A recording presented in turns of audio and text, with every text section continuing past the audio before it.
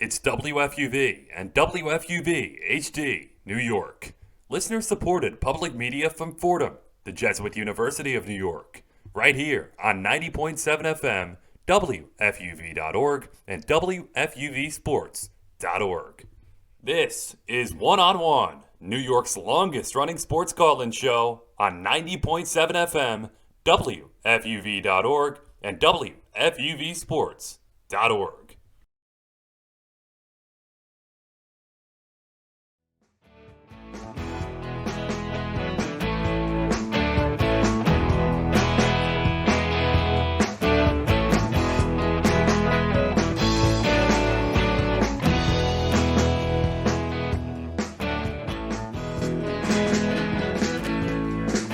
Welcome to One on One, New York's longest running sports call-in show. My name is Sam Davis, along with Jack Roach and Nick Fada on the headlines. Alex Woles is our producer. Pleased to be with you Saturday evening, August 21st, 11 to 2 a.m., 90.7 FM, Facebook Live, and YouTube. Jack, I need you to bring the energy tonight. That's what I need from you. So I'm excited to be with you. How you doing today? I'm good. And you know what? I'm in a different location than where I usually do these shows, so okay. I'm hoping that brings that energy that you're looking for tonight. Yeah, it's a nice little change of scenery there. I don't mind it. It switched things up, but a little bit, I'm going to call this the calm before the storm kind of thing in sports right now, where we're a few weeks away from, obviously, the big time of NFL football, the football season, a month or so. The beginning of the NBA season, a couple months away as well. But baseball is starting to heat up here. We're coming down the stretch. Pennant races are growing even more interesting by the day. So that's how we're going to begin our show. We're going to start by talking some New York Yankees baseball. We're going to bring in Nick Fada, our Yankees expert, our Yankees fan, for that segment. The Bronx Bombers are finally starting to hit. They're finally starting to play better baseball. All of a sudden, we're seeing them turn things around from a very slow start that extended all the way really until July, around July 4th, or even after that. Since the trade deadline, they've been really performing well. All of a sudden now, they jumped ahead of the Boston Red Sox, ahead of the Oakland A's. They're first place in the wild card.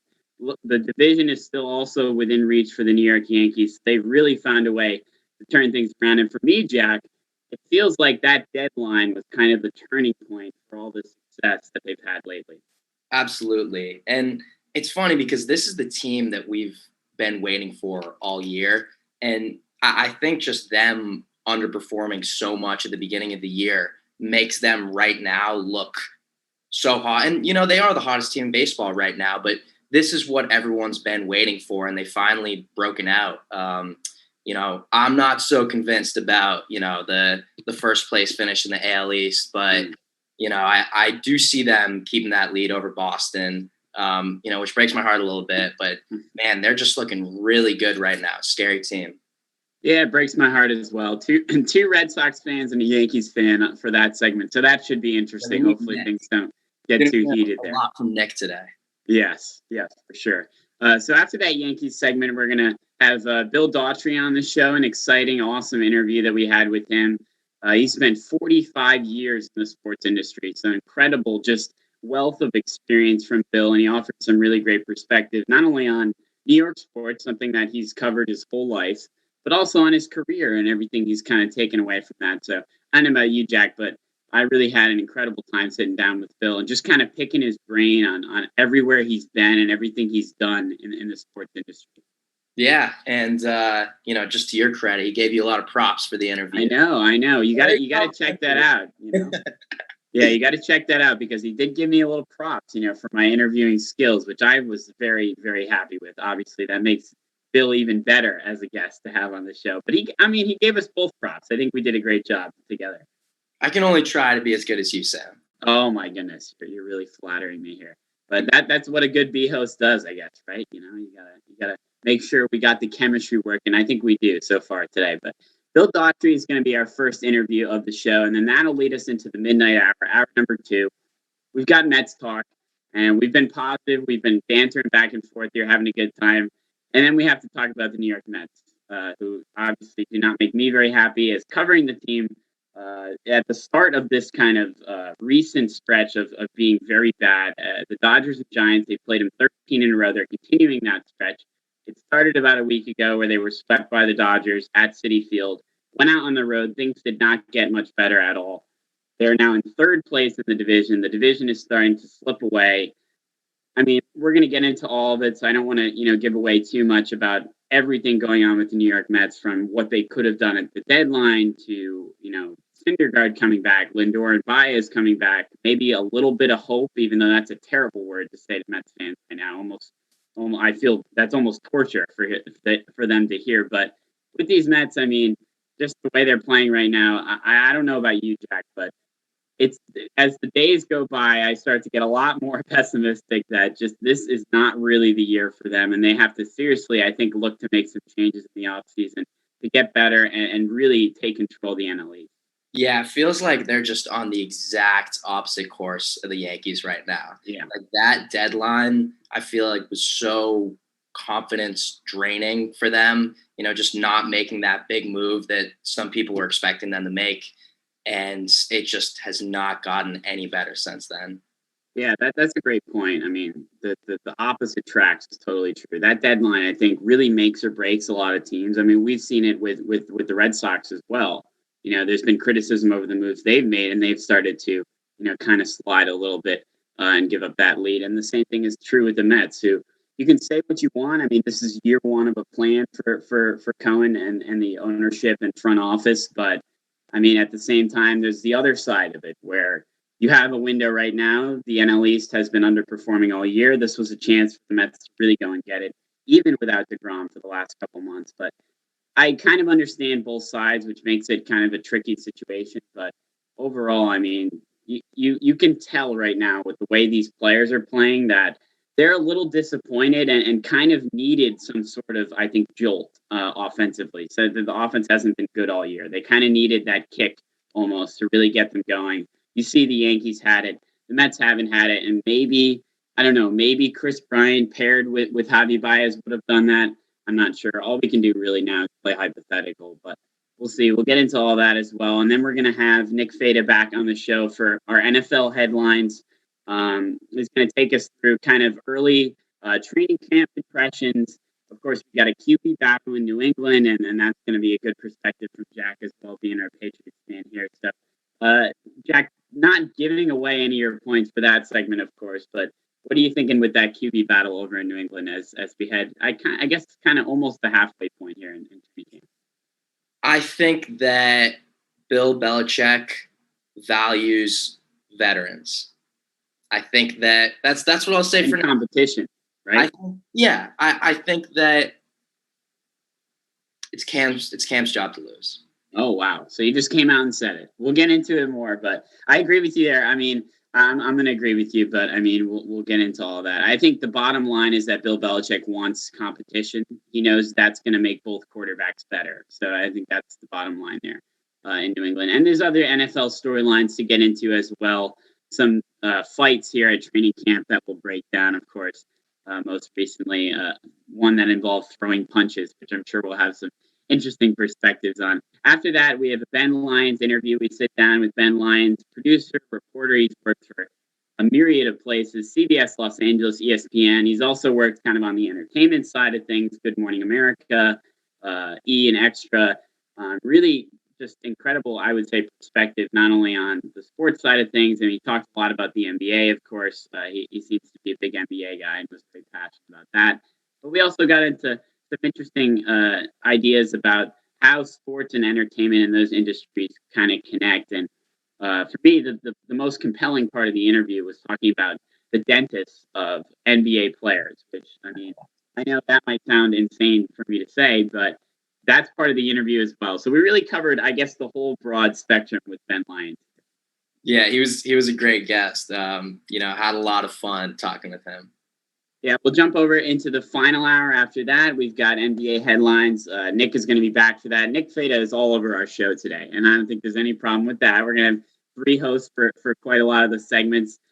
He's going to be touching on the NBA Summer League, the new Mavs hire from the WNBA, even more. And then that'll lead us into our final segment, which, of course, is our awards for Major League Baseball as we kind of approach almost the last month of regular season. We're going to give out MVP, Cy Young, Rookie of the Year, both me, Jack, and Nick Feta as well. We'll all give out those awards, and that's an exciting time. And I think something to take away from that without, giving away our picks, which I don't want any of us to do here. But I think it's important, we talk a lot about New York sports and New York baseball, and rightfully so, but there's a lot of really exciting pennant races, really exciting players to watch around the league. And I think it starts with kind of almost the most obvious in Shohei Ohtani and how incredible he's been. But even so, I really enjoy segments like this because we get to look at the league as a whole and talk about some teams that might kind of, I guess, go under the radar in the New York market, but are important teams that'll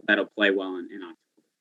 Yeah, and right now, with Jake Cronenworth playing such great defense, we've got Tatis playing the outfield. People are saying that he's this Swiss Army knife guy, and to me, I think the real Swiss Army knife guy is Nick Feta, joining us on just about every segment. I love that parallel right there. Gotta love that. I think Nick Feta will totally take being compared to Tatis. I think anybody would take that with the season he's had. I think we're going to take a short break here before we get into our first segment. We're going to come back. We'll dive into the New York Yankees and their success lately, pushing them into that playoff picture. You're listening to One on One. We'll be right back after this short break.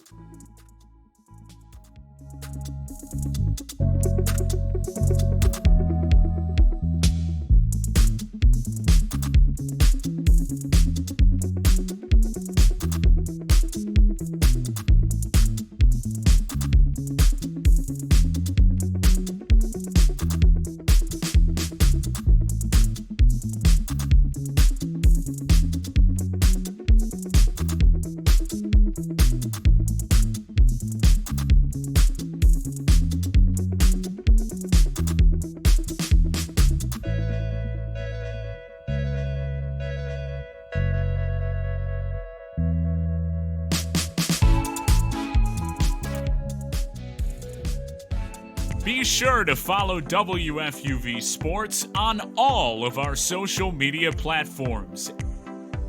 At WFUV Sports on Twitter, at WFUV_sports on Instagram, and WFUV Sports on Facebook and YouTube. WFUV Sports, home to New York's longest-running sports call-in show and the flagship station of Fordham Athletics.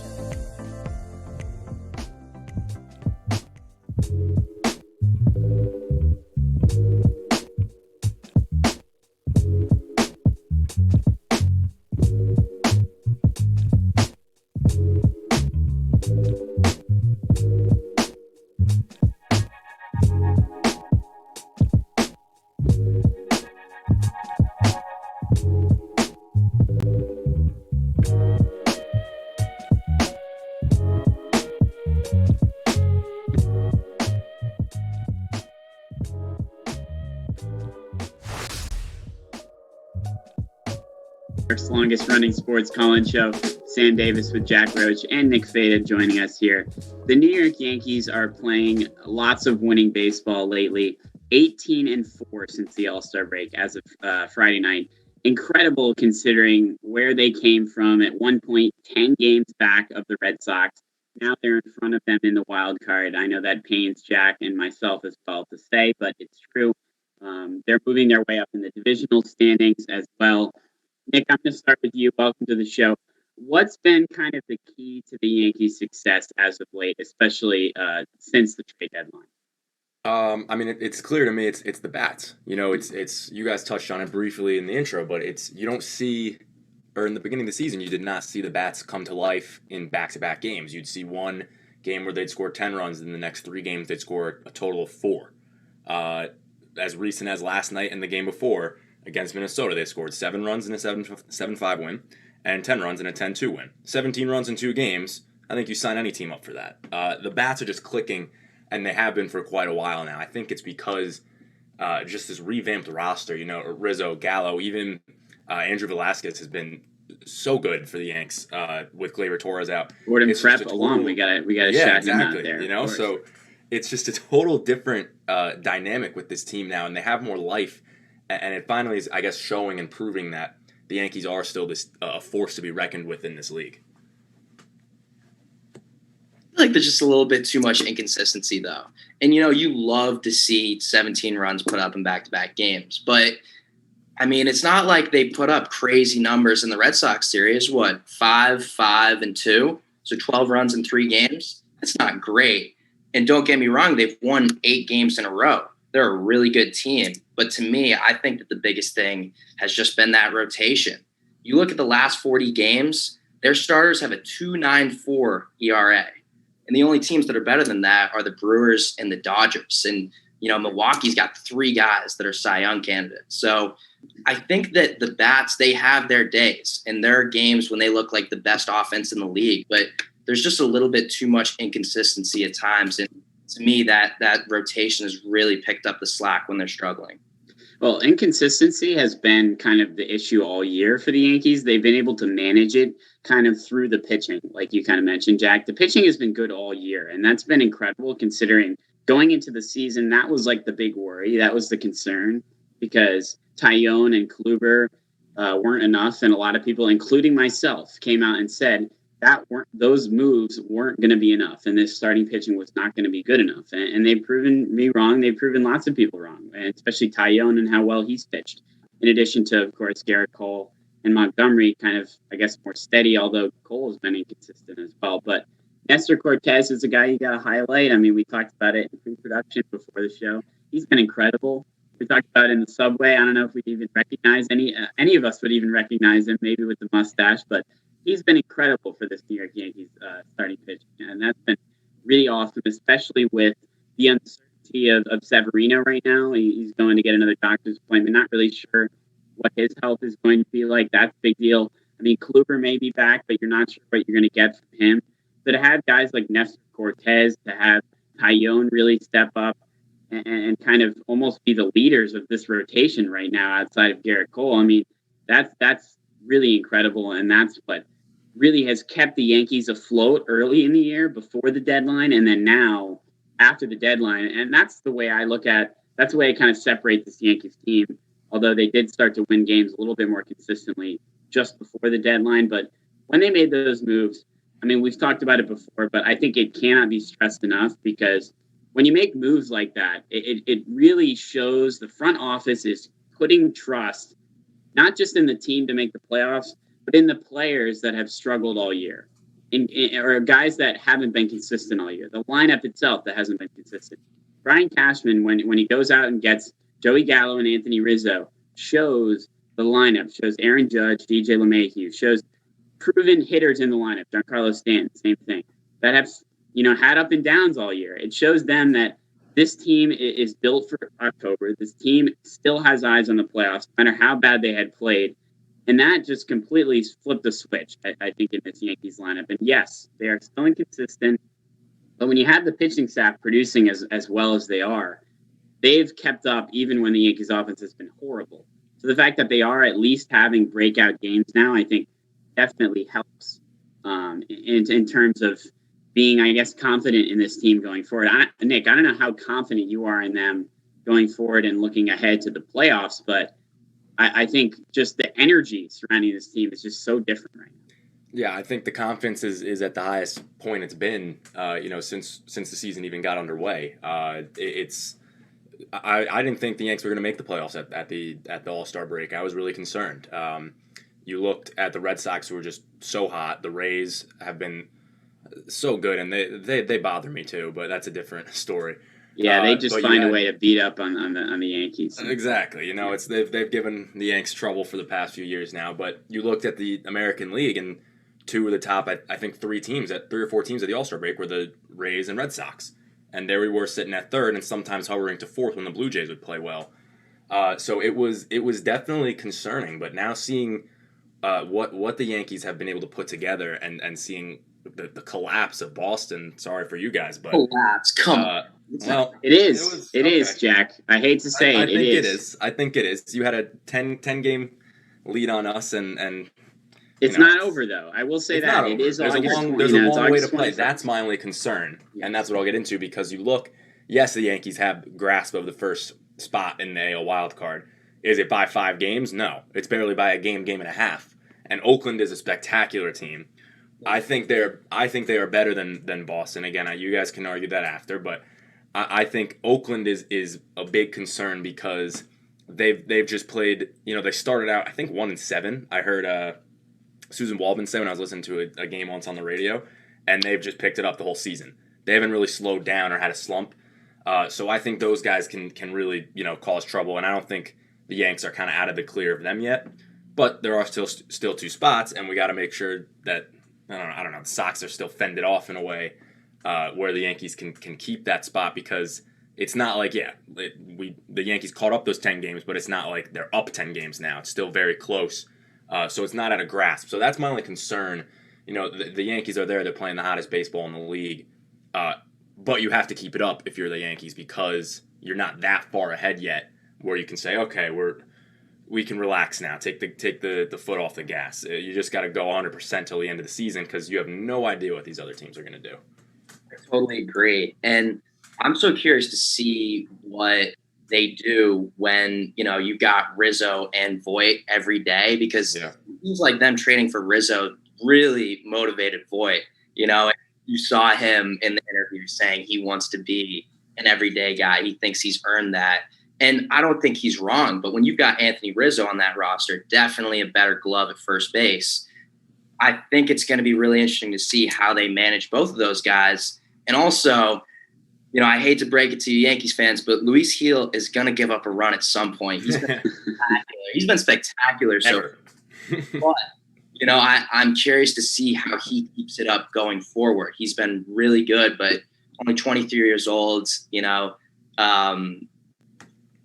season gets real, soon. Yeah. So I'm really curious to see how the Yankees handle that pressure going forward. Yeah, the Yankees are kind of relying on some of those guys that, you wouldn't expect, like Luis Gil and like Nestor Cortez kind of as well. And even Tyone, you expected him to be a solid, number 3 or 4 in this rotation, not be one of the best pitchers in this rotation right now in terms of consistency. So that's a lot to ask out of them. But for me, they have proven all year that they've been, consistent. It's really the only part of this Yankees team, for the most part, that has kept this Yankees team winning games, kept them at least at 500 at their worst.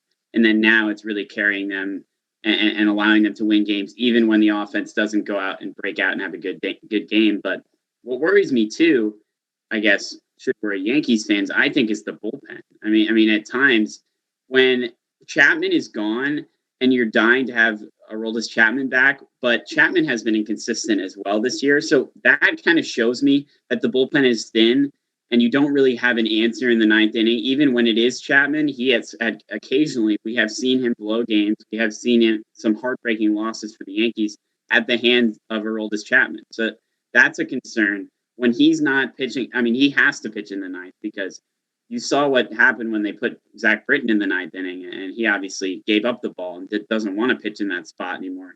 Chad Green has been okay, but I think overall the bullpen has been maybe the most concerning, because in the playoffs in October, the bullpen is so important for success. I really do believe that. And if it's going to be shaky when you're giving the ball to Chapman in the 9th, especially when the offense might not break out and only put up, let's say, 3 or 4 runs, and it's a 1-run game in the 9th inning, I don't know. I think all Yankees fans are incredibly nervous down the road watching Chapman complete a save in the postseason, which shouldn't be the case with your closer, with your guy in the 9th inning. So for me, and then it goes down the list to Zach Britton and others as well. There have been bright spots like Loizaga and others, but overall, I think this bullpen is a little scary come October. Yeah, it's very interesting, because a lot of these Yankee teams that have been, surrounded by the same core bats, the bullpen was always so strong, but now, it's kind of faded a bit. That some of the core pieces have left, but I think I always will have a bone to pick with Chapman. For one reason, it's because as Yankee fans, you were spoiled with Mariano Rivera. There's nothing like that. But this guy is supposed to be spectacular, and a lot of times he is. Chapman, he's untouchable. But he's also just a total head case. And that's the exact opposite of what you need coming in the ALCS, bottom of the 9th. You're up 4-3. You don't need him. He will lose you a game in a way. As much as he can win you a game, he will lose you a game just as easy. And he's, it's difficult because he also, he gets hurt, but he comes back. He shows dominance. He made the All-Star game solely off of his early dominance in this season.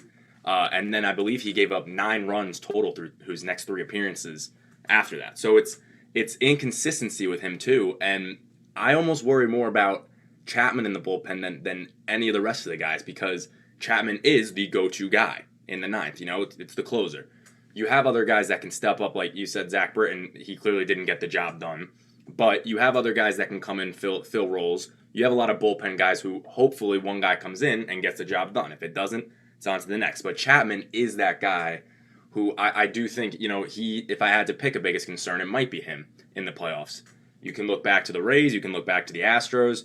Yankees have got sent home on walk-off home runs given up by Chapman in big playoff games and big playoff spots. So, in my opinion, that might be my biggest concern, or all this Chapman come playoff time, because he has not been, this dominant closer for us that we traded away and helped win the Cubs World Series. He did almost blow that, but still, he came through, helped them out, we get him back, and he's done the exact opposite for us come those big moments. So, he might be my biggest concern here. Yeah, I feel like he's had such similar career trajectory as Craig Kimbrell. Like, those guys kind of pioneered that, 100-mile plus, the closer that just would shut you down. And I remember the 2018 run with the Red Sox where Craig Kimbrell was the, presumed guy. But there were just so many appearances where he struggled to, come into the 9th inning and shut the other team down. And I remember the last game of the World Series, who did they bring in to get the last out? It wasn't Craig Kimbrell, but it was Chris. Yeah. And I think that was because, the Red Sox just didn't have some of the other pieces that the Yankees have right now. And, some people have tossed out this idea. I don't ultimately see it happening. But, Nick, I'm curious if you think a guy like Loaisiga could be the answer for the 9th inning. Is that something that you see as realistic? It's interesting because I like Loaisiga. I really do. I think you got to test it. That's the only way. Don't test it during the playoffs, of course, but, if you have a game, maybe give him a 3-run close opportunity to start. Nothing too crazy here, but because I really do like Loaisiga. He comes in and has a lot of good stuff more often than not. I used to think it was Zach Britton because he was fantastic for Baltimore for a few years, but I don't think he's like that anymore after a couple surgeries. But, I would be willing to give Loaisiga a shot, but I think, there's got to be some sort of tipping point with Chapman where he really just, I think gets on the nerves of every fan, every player, every coach, whatever it is, where, okay, shut him down for a bit. Hopefully he learns from seeing someone else go out there and do his job. That could be the call. Because, again, he's so dominant, Chapman, when he's on his game. I don't know how anyone even comes close to touching his pitches. But when he's not, he's more his own worst enemy than the batter in the box. So I wouldn't be opposed to Loaisiga getting a chance. But I think for now, again, you gotta hope and stick with Chapman to really be that guy. What we're talking about here, a couple things I thought of while you guys were having that conversation is that, first of all, the fact that we are talking about concerns come October is a huge growth and development for this Yankees team, because there were doubts a couple months ago that this team would even be playing in October, that this team would even be in position. And it's shown recently the kind of run that it took for the Yankees to jump themselves into playoff consideration. It's an incredible run. I mean, the run they're on now. So we've talked a little bit about, kind of the negatives surrounding maybe, will the offense be more consistent, or is the bullpen going to hang on? And of course, the starting pitching doing everything they can. But the fact is, they are playing really good baseball right now. And there's something to be said about momentum in baseball. That's something that I think affects baseball more than almost any other sport, especially game to game, because you play every single night. So you get on a run and all of a sudden you're extremely confident. And you're seeing the confidence from Aaron Judge. You're seeing the confidence from Giancarlo Stanton and others, and Luke Voigt as well, not giving up his spot. And then even Anthony Rizzo and Joey Gallo helping out that lineup as well. So you're seeing the confidence from this Yankees team that I don't see them stopping anytime soon. I mean, you see the White Sox series as a good example for me. If they've played some okay to mediocre to bad teams during this stretch, but they've also played the White Sox and the Boston Red Sox, 2 good teams, 2 potential playoff teams, and they've handled business completely. I mean, they probably should have swept the White Sox series. They did sweep the Red Sox series. So that kind of shows that to me, this is kind of an immovable object that this Yankees run is just on right now that I don't see anyone really stopping. But we have to talk about, before we head to break here, the AL East and looking ahead here. They've already taken over the Red Sox and the A's. And Nick, you mentioned you're worried about the A's. And I find that interesting because I think that the A's haven't been talked about a whole lot in terms of the wild card. It's been the Red Sox and the Yankees, which very well could be a battle down the stretch. And for me, I think I would be shocked if the Rays lose this division because the Rays, like the A's, kind of just win a lot of regular season games. They're just a factory for winning regular season games. That's what they do. And they also play the Yankees really tough. So I think I would be shocked if the Rays don't win the division. But for me, it comes down to the Red Sox. Do they get hot? Does the offense figure things out? And here, Jack, I want to get your opinion on this. The offense has been good all year and is a really solid lineup, which is why I think the stretch that they've been playing lately, it hasn't been really the pitching, which we thought, okay, the pitching's not great. Sure, we have Chris Sale back. The pitching isn't tremendous. The pitching would be what falters, but the lineup is what's faltered, and we've seen it in that Yankees series. The lineup wasn't producing the way it needed to. So can that turn around? Are the Red Sox going to be that team that's going to give the Yankees a run here in this wild card? I think the baseball fans and, especially guys like us are very focused on the present. And you need to realize that. Oh, did we lose it? Oh, we lost Jack. Darn it. I was actually really interested in what he was going to say. Oh, no. He's back now. He's back. Can you hear me? Yes, I can hear you now. That was quick. That was better than I thought. I thought we were going to have to talk for another couple minutes without Jack. I don't know how we were going to be able to do that. Well, I'm here now, right? Yes, you're here now. Go ahead. It's a long season, right? And we're approaching the end of it. But right now is the bottom point for the Red Sox. Like, this is the lowest of the low, and this is the highest of the high for the Yankees. And I think that, there has to be some sort of coming down to earth for both of those, the directions they're going in. So do I think the Yankees are going to finish ahead of the Red Sox? Probably.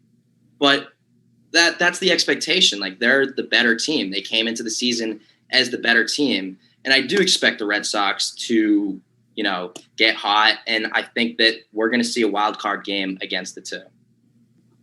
Nick, how about you? As long as the Yankees come out on top of that game, I would love that. But no, I agree. I think, you can stay hot for so long. The Red Sox did it for quite some time, so I'm hoping the Yanks can kind of keep that up as well. But you could also stay cold for only so long. So you're right, Jack. I think they should both go somewhat back to normal, if a normal exists in the baseball world. But, who knows? I could see the Yankees just keep plowing their way through. I could see the Sox plummeting more, or vice versa. It's hard for us to predict, of course, but with these two teams, the history, it's impossible to predict what could happen with them. But I think as far as in terms of regular season, it should at least be a battle towards the end because the teams are so close in the standings right now, where I think with the amount of games left, both teams should be able to keep it relatively close with each other. So come those last few games at the end of the season, there is something on the line. And it's especially when it's those divisional games that are just so much more important at the end of the season. So I think it should be an excellent battle heading towards the playoffs. And hey, if a wild card game is what it comes down to, as long as the Yankees win, we're set. I think it's more likely that the Yankees continue to play hot or continue to ride this momentum than it is that the Red Sox come up and really make a run. I hate to really say that, but I think this Yankees team right now and their momentum is rising. I don't think that's going to stop. The Red Sox very well could challenge that, and they could move themselves up to a wild card spot. I wouldn't be shocked, but I just don't know if that's necessarily guaranteed to happen. I think it's great for baseball if that wild card matchup is there, and everyone would love that, including Red Sox and Yankees fans, as long as their team wins. So we'll see what happens in the wild card chase in the division as well for the New York Yankees. That's going to do our Yankees talk. On the other side of this break, Jack and I sit down with Bill Daughtry, longtime radio and television host for WFAN, ESPN, MSG networks as well. This is one-on-one. We're going to take a short break. We'll be right back. Enjoy that interview on the other side.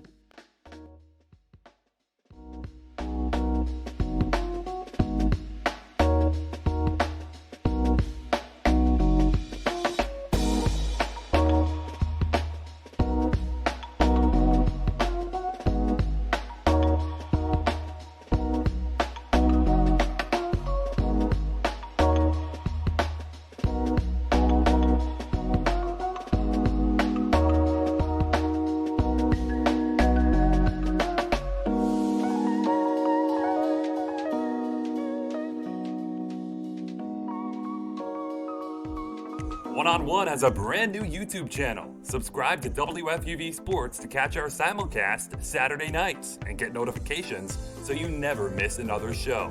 Miss the show? You can find on-demand segments, interviews, and highlights every week. WFUV Sports, home to New York's longest-running sports call-in show and the flagship station of Fordham Athletics.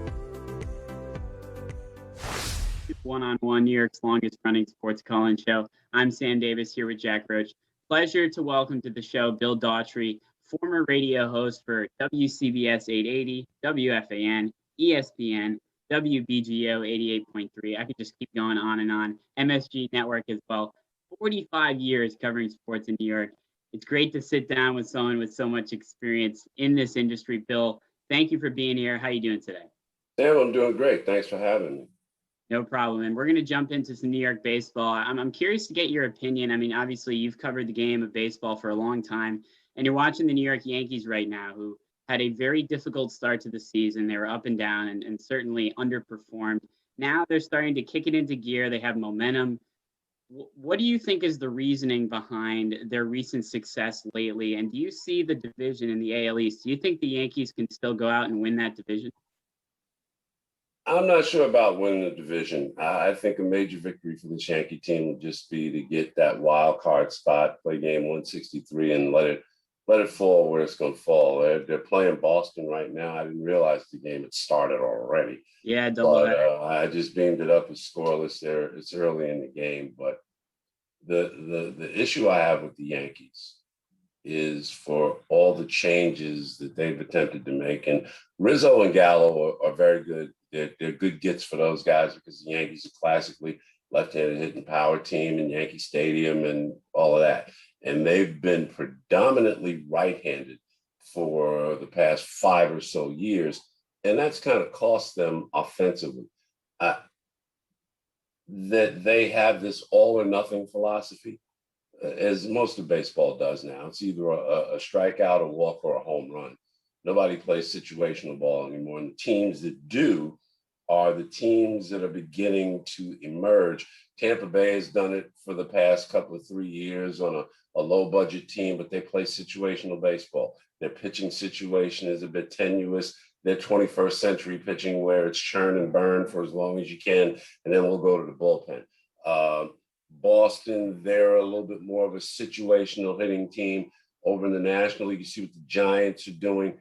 Interesting stat last night. They were talking about the Giants lead the major leagues in home runs, or they're among the leaders, whereas for years they had not been anywhere near that category, even going back to the days when they had Mays, McCovey, and Cepeda. They only led the league once in home runs, and that's after all 3 of those guys were gone. At least 2 of them were gone. McCovey was still there in 72.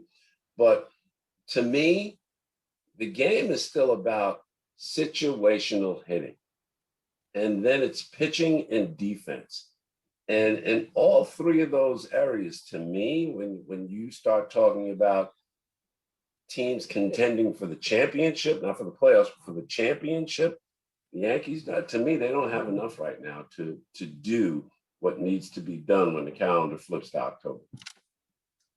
You know, I had the opportunity to watch a past interview of yours, and I think that you expressed some, disappointment or frustration with today's game of baseball. And I think that's totally fair to criticize the MLB today. But, I was just curious if there's some aspect of today's game that makes you excited for the future of baseball. It's funny. There was a piece on ESPN today about commissioner for a day. And what would you change if you were commissioner? And they went down 8 points that the only one that really made an impression with me is the pace of play. And if it takes a pitch clock to do that, so be it. But I mean, again, the game has become so one-dimensional now. And that was one of the things that was mentioned in this piece. It's not about stat counting anymore. It's about percentages. And I don't know if that's necessarily where you want to be, but I mean, on-base percentage was a stat we never really talked about until about 15 years ago. And we began to appreciate with players like Ricky Henderson Tony Phillips was another guy, tremendous on-base guys. And then you take it to the next piece. Now your number two hitter is a guy that's hitting the ball out of the park. Where back in the day, as Bob Murphy used to call him, a bat manipulator, a guy could bunt a guy over, a guy could go to the opposite field.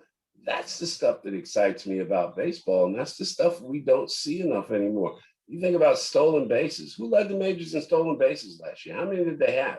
30, maybe 40, if they had that many? I mean, that is such a powerful part of the game. Look at the Cardinals of the late 80s, playing on AstroTurf, the big red machine. Everybody talked about how Cincinnati could hit home runs and cudgel you into submission. Those guys had first to third, second to home, even first to home speed. Sparky Anderson in the 1976 World Series, he was the manager of the Reds back then. And this was going to be the first time that they got to play with the DH in the postseason. They had Dan Dreesen. Sparky said, we'll use it. We'll just first to third them for, as long as we possibly can. Cincinnati swept that series. And it wasn't because they were hitting a lot of home runs. They were hitting situational spots. They were moving guys along. And every once in a while, they'd get the big home run from bench, which he had two in game 4. But still in all, I mean, that's what's missing to me with baseball. And if that kind of thing returns, if we start to see more athleticism out of these players instead of just swinging for the fences or striking out, I'm not excited about that.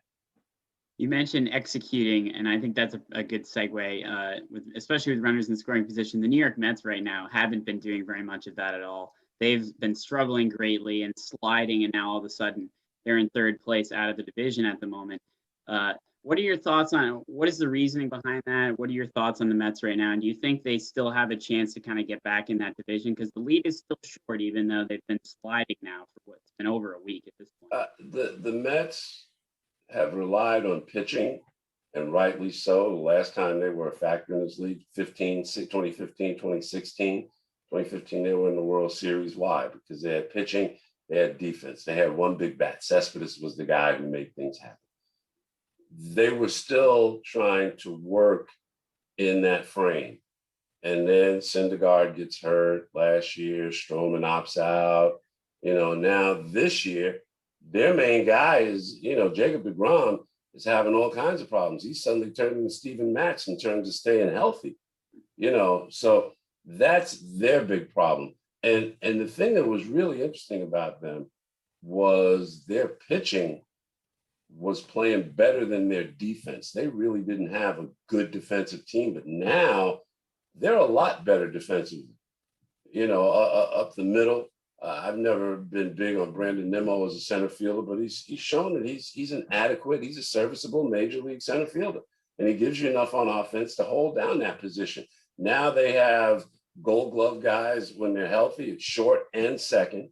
Their third base situation, it's okay. And their outfield is acceptable. So, I mean, their defense has gotten better. I'm not going to write them off just yet. But again, it goes back to situational baseball. And last night in San Francisco, you saw some guys coming up with gap hits instead of swinging for the fences. It's just the way you go about playing the game. And if you can get more mileage out of being a good situational player, a good situational hitter, that's going to serve you well. I don't know. Did you watch Olympic baseball at all? A little bit, yeah. So, okay, we go back to the first time the U.S. played Japan. Okay, it wasn't the gold medal game, but the U.S. played Japan. Yep. And Japan, playing situational baseball, rallied to tie the game in the ninth. And then in extra innings in Olympic baseball, you don't just get a runner on second, you get runners at first and second and nobody out. So USA was a visiting team. They got runners at first and second. Todd Frazier's first guy up, whiffs. Next guy up, whiffs. Third guy up, fly ball left field, inning over, first and second just standing. What happens when Japan comes up? Bunt. The first guy up lays down a bunt. Now second and third, and there's nobody out. And then what's the second guy do? He's a defensive specialist. He was a catcher. I can't remember his name. He ropes a shot to the right center field gap. Ball game over. Situational baseball. I'm trying to hit it out of the park. Just get the guys in scoring position and get them on, get them over, get them in. And that's what Japan did, and they won that game. We don't do that here anymore. And that's distressing. It keeps coming back to that. You mentioned that rule in extra innings with the runner on second base, and that seems to kind of be like a hot question if it's going to be a part of the game going forward. Do you think that has, made a positive impact on baseball, and do you think we're going to see that going forward? Yes and no. And I hate to be wishy-washy on it. I don't like the rule. I don't like you getting 2 free base runners and I got to get myself out of a jam. I don't like that at all. I get it that it's about increasing the action, increasing the speed of the game, because what was once idyllic, you just go to the ballpark, watch the games, you got the whole afternoon. We're not that culture anymore. We're not that society anymore. We're fast, short attention span. We got to get it going. We don't have the patience to sit there and watch 2 guys get on base in extra innings. No, let's get this game over with. There's no clock. I don't want to be here all night. I got stuff to do. I got dinner day, and the game moves along at a slow pace. And to me, that's a big problem with baseball. That's why, to me, basketball and football, my wife is a perfect example. She don't like baseball because it goes on forever. Okay, and that was the appeal of it to us. Okay, we go out and spend a sunny day and play all day long. But like I said, we're not that society anymore. We need a finite clock. We want to know that we're going to get out of here in 2 hours, 2.5 hours, and get on with our life and have been entertained in that span. Baseball doesn't do that anymore, and so that's why there's a bit of concern for where the game is going. Here with Bill Daughtry, host for The Fan, ESPN Radio, and more here on One-on-One. I'll switch over to football here briefly. Of course, you've covered the Jets for years in the past. Looking at the Jets now, I'm curious, what are your expectations for, of course, Zach Wilson and Robert Saleh, both in their first seasons with the Jets? What's the expectation for year one for both of them? I like Saleh. I like Wilson also. Guys throwing 9 passes in competition. So, how crazy can you get? Yeah. But one of the things that you do like the way he broke the huddle. He seemed to be in command of stuff. He got the ball out of his hand on time. He looked like he belonged. He looked like, he was up to speed. Now what's going to change when he goes against the top-ranked defense and he's got some man-eaters, 11 of them on the other side of the line of scrimmage. I think maybe, you'll find out a little bit more about him. Again, it's a direction thing. How good is a rookie quarterback going to be? He's going to be as good as the 5 guys that line up in front of him. If he has time, if there's good blocking, crisp precision, execution on offense, the quarterback will be good. We still don't know about Sam Darnold. It's like every snap the guy was running for his life. And you can't put that on him. You put that on the offensive line. That's what the NFL is all about. Build a competent front 5. Give the quarterback time to execute your offense. What happened to Kansas City in the Super Bowl? They were missing both of their starting guards. And Tampa Bay just had a field day with them. And all of a sudden, one of the greatest quarterbacks in Marinero looked like total garbage because why? They couldn't protect him. You can only run for your life so long in the NFL. So, that's what it comes down to. I don't think Carolina knows what they have in Sam Darnold. Nobody knows because he hasn't had a competent offensive line in front of him to give him an opportunity to show whatever skill he has. I want to ask about basketball because you were the host of MSG Sports Desk for almost a decade. And the Knicks this season completely, outperformed their expectations and made the playoffs. And I was just curious, how high you were on the Knicks going forward with the current core of players they have and some of the additions that they made this offseason, Kemba Walker, Evan Fournier, and others. Fournier will be interesting. And bonehead play in the Olympics almost cost France a chance going to the gold medal game. Kemba Walker. I like Kemba, but how much does he have left? He only played 48 games last year. And I get it. You want Rose to play 20 minutes. You want Kemba to play 20 minutes, and then you'll figure it out for the other 8 minutes. I get that. But they're 2 different kinds of guys now. There's 2 different styles in play. And neither one of them is a defensive whiz, although Derrick Rose is more accustomed to what Tom Thibodeau likes to see done on the basketball court. And right now, I have to give that nod to Rose. I like the addition of Kemba Walker. He's a talented player.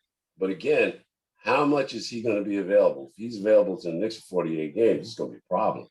I like what the young players did. And I like that they re-signed Nerlens Noel. Because please note, after Nerlens Noel got injured in game 2 of the playoffs, I believe it was, the whole series changed. Because now Trae Young has free access to the hoop. And where did he create his problems? When he penetrated. I mean, he was either making shots or he was dishing. So Nerlens Noel, say what you want about him offensively. And I was never a big Nerlens Noel fan. But that series changed when he was no longer available to the New York Knicks, who were already down Robinson. When they got small in the middle and Taj Gibson was their guy, they were in trouble the rest of the series. And it showed as Atlanta basically had their way with.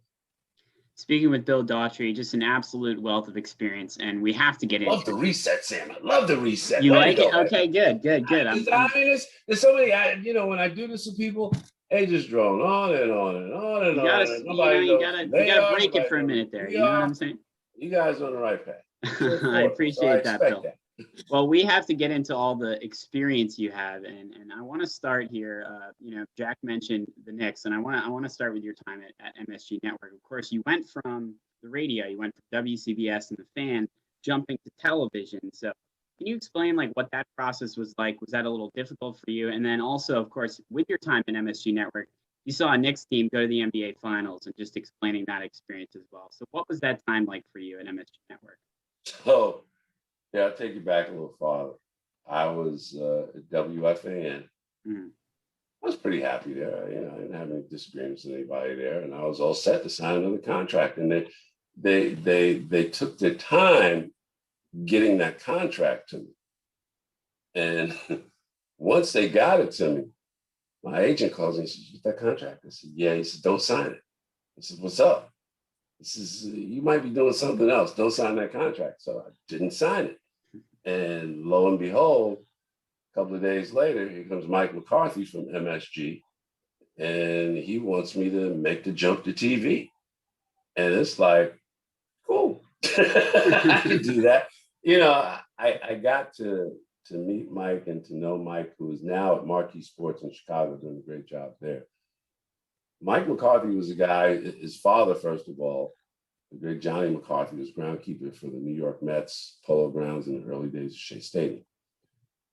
And Mike was always around the business, and he started out ground floor. He was basically a messenger, a mailroom employee at MSG. He went from that to the head of the network. So that says a lot about him right there, and his ability to deal with people. And he reflected that same personality when he was dealing with folks like me, giving people an out-of-the-box chance. MSG was doing some simulcasts with us at FAN. And I was the guy who was on the air. I might have been doing updates or whatever it was during those simulcasts. And that was pretty much the genesis of how they became interested in, this guy might work for us. And so fast forward, it took me a few months to get used to being on television every day. See, we're on radio now. Radio, you're in control. You have control of the button. You don't have to look anywhere. You don't have to, it's all in front of you. It's a little mystery world. We are painters of the word picture, okay? But on television, you're a narrator. And you have to narrate what's on the screen. And sometimes you're on the screen. And when you are, you can't be looking down at your notes. You can't be looking to see. No, you've got to look. You've got that relationship with the camera. And it took a little while to master that. And I'll never forget. First, we were doing sports desk. And when I first got to the Garden, we didn't have a teleprompter. It wasn't working for whatever reason. Then after a while, we got a teleprompter that we controlled under the desk with our foot, which is kind of cool because, I got to be a real master at that. But when you did Knicks game night, there was no prompter.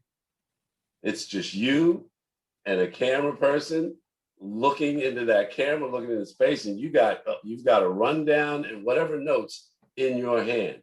And if I could go back and look at some of those first Knicks game nights, boy, that'd be a comedy that I'd still be how not to do TV. But to give people at the Garden credit, they didn't beat you up. They didn't harp on it.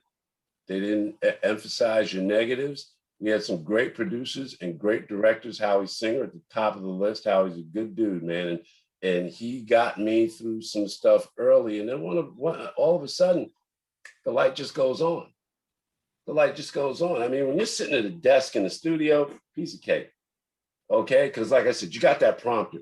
When you don't have that prompter, that's when your radio skills come in, but you've got to hone it to the point where you can make the two meld, because you're not just talking into the microphone. You just don't just have that. You're speaking into a camera. You have to talk. That camera is your audience, and that's what you have to learn how to master. And some people were really great at it. By the time I was done, I would say I was pretty good at it, and I enjoyed my time there immensely. I did some things there. One of the greatest things that ever happened to me at MSG Network, not a lot of people know. We had the Mets and the Yankees. We had the inventory of everything in New York sports. The only thing we didn't do were live NFL games, okay, because those contracts belong to somebody else. But we had 2 baseball teams. We had 3 hockey teams. We had 3 basketball teams, if you wanted to include the Liberty. We had it all. So I had the opportunity to do Mets, Yankees, one of the first HD broadcasts, high definition broadcasts. We did a test. The Yankees were playing the Minnesota Twins at the stadium, and they asked me to do it. I mean, it was like about 10 people watching, but it was like the infancy of HD. But the greatest thing that happened to me at Madison Square Garden, nobody saw, 2 people saw. We were at Old Tiger Stadium, and we're doing our thing on the field pregame. We were down the first base line, and someone behind the first base dugout stands up with this huge poster. "We love Bill Daughtry." It blew me away. I said, "I'm in Detroit. What is this?" And it turned out it was somebody from Ohio that was the Love Fest. So that was one of the coolest things that ever happened to me. I thought it was great. And again, it was the venue. It wasn't here. It wasn't in New York Stadium. It wasn't in New York Arena. We're in Detroit, Michigan, for God's sakes. And the people who were expressing it were from Ohio. So, that was pretty cool. After that experience, I know you hosted a radio show on ESPN, and I was able to see some of the interviews with guys like Max Kellerman, Stephen A., Jay Billets, who have come to become, such huge personalities in today's landscape.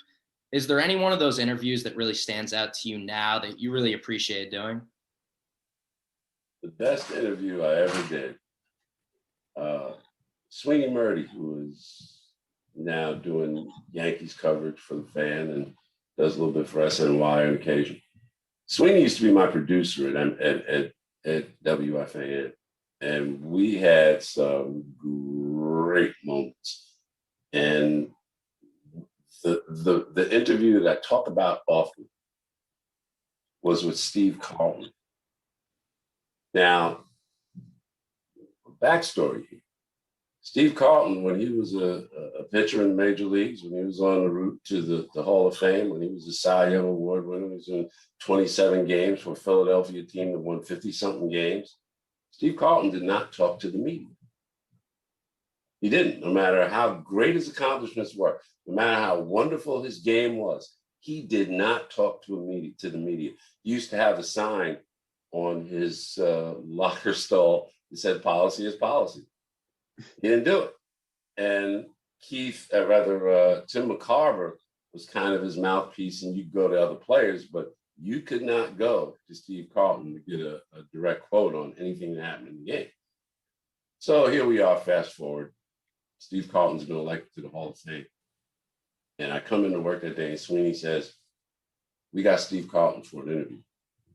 He was at a cabin up in Montana or Idaho, wherever the heck it was. And we do the spot. It was about a 30-minute interview. with one of the great pitchers, Hall of Famer now, elected to the Hall of Fame. And the interview lasted, I want to say it was close to 30 minutes. And when we were done, he tells me and Sweeney, he says, I really enjoyed this. And I mean, for a guy who would never, ever, under any circumstances, talk to media, for him to say that he enjoyed the time that we had, the conversation that we had on a New York radio station for 30 minutes, that was, put a pin in that. That was good stuff. Bill, just one more question before you get out of here. Being a Harlem native, growing up in New York, just kind of talk about what it meant for you to cover New York sports specifically for so long during your career, especially because you grew up around them and you've watched them, I'm sure, since you were very young. Just talk about what that experience has been like. Well, my parents separated when I was 11, but whenever me and my father got together, which was just about every weekend, we would go to a baseball game. It was Mets or Yankees. You know, we didn't have none of this territory. I hear guys, I'll never go to Yankees game. Fool, go. You know, and so I got to see a lot. And we moved out of Harlem when I was 7 years old to a place called Mount Vernon, New York. We grew up in Mount Vernon. And I lived right behind Ken Singleton's uncle. Our houses were back to back. And Kenny's younger brother, Fred, who was a great track and field runner in his own right, and later became the track and field coach at White Plains High School. Me and Fred were a year apart in school, and so we ran the same social circles and became good friends. And it was in that I got the opportunity to spend time with and meet his brother, his big brother, who would be drafted by the Mets out of Hofstra and go on to have a magnificent major league career and later become a broadcaster. And one of my great, great moments as a broadcaster was working with my childhood friend, Ken Singleton, on New York Yankee baseball. First time I had sushi, we were in Cleveland. He takes me to some restaurant in Cleveland. Yeah, we had a great time. Kenny was my first pro, really. I mean, we watched him play American Legion ball, Bronx Federation ball, right on up the line, okay? Went to Mount Vernon High School. We've turned out a lot of professional basketball players. The Williams brothers, Gus and Ray, the McCray brothers, and there were others. Rudy Hackett, Earl Tatum, all these guys are friends of mine growing up. So I was always around it. You know, I even competed against some of these guys. Rudy Hackett was a baseball player. And then when I see him turn up on the basketball varsity, it's like, where the hell did this come from? You know, and he was a damn good basketball player. Had a cup of coffee in the NBA, went over to Europe. His son, Daniel, was lighting it up at USC, so about 10, 15 years ago. Rudy became the strength and conditioning coach at USC. The guy was a string bean when we were growing up, really. He was like 6'2" and maybe weighed all of 160 pounds. Gus Williams, all these guys, these were good friends of mine. I played baseball against Ray Williams. I played baseball against Earl Tatum. It was the toughest curveball to either catch or hit. You know, I mean, Earl could have been a great baseball player if he had decided to be that. But instead, he went to the NBA, and Jerry West called him the Black Jerry West. So, I mean, if you're getting compliments on that level, what are you going to play baseball for? So, you know, I mean, I grew up with these guys. I grew up around these guys. So I was always around it. I had 3 major league tryouts myself, and I found out that, dude, you can't hit big league fastball. You can hit a minor league fastball. We were Schenectady, and they put some first year A pitcher out there and gave us a 29-inch bat, and this guy is throwing stuff, he's dancing, darting, dipping, diving. It's like, really? Okay, I get it. That's when you knew. I won't be doing this. Keep talking into that microphone. So, you know, I mean, it was a great experience. It was a great time in my life, and I have no regrets about it. Bill Daughtry, sports radio host, WCBS, WFAN, ESPN Radio, MSG Network, and more. Bill, thank you so much for joining us today.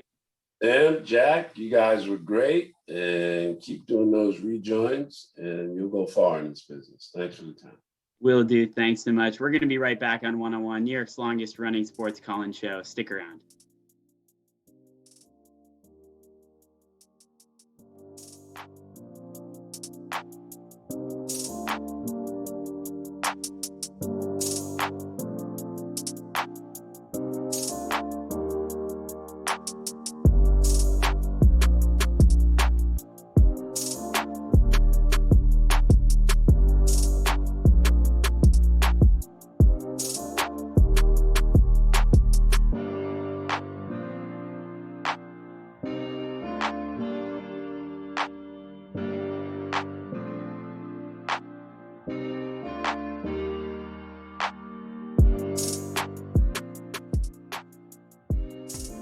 Be sure to check out all of our latest podcasts on WFUVSports.org or wherever you get your shows, including NFL Friday, Nosebleeds, Pick and Pod, 5 on 3, College Gridiron, and FUV FC. Also, our newest edition, Off the Air, diving into the station's legacy with its most prominent alumni.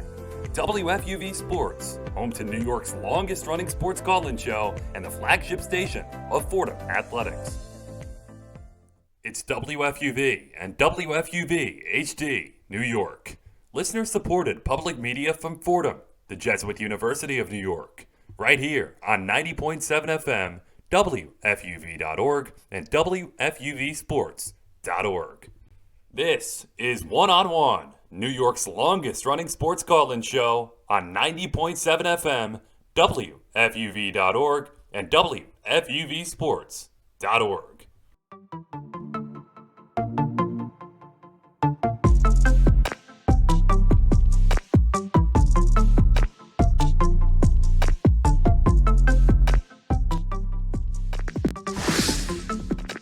Hour number 2 here on One, New York's longest running sports call-in show, 90.7 FM, Facebook Live, and YouTube.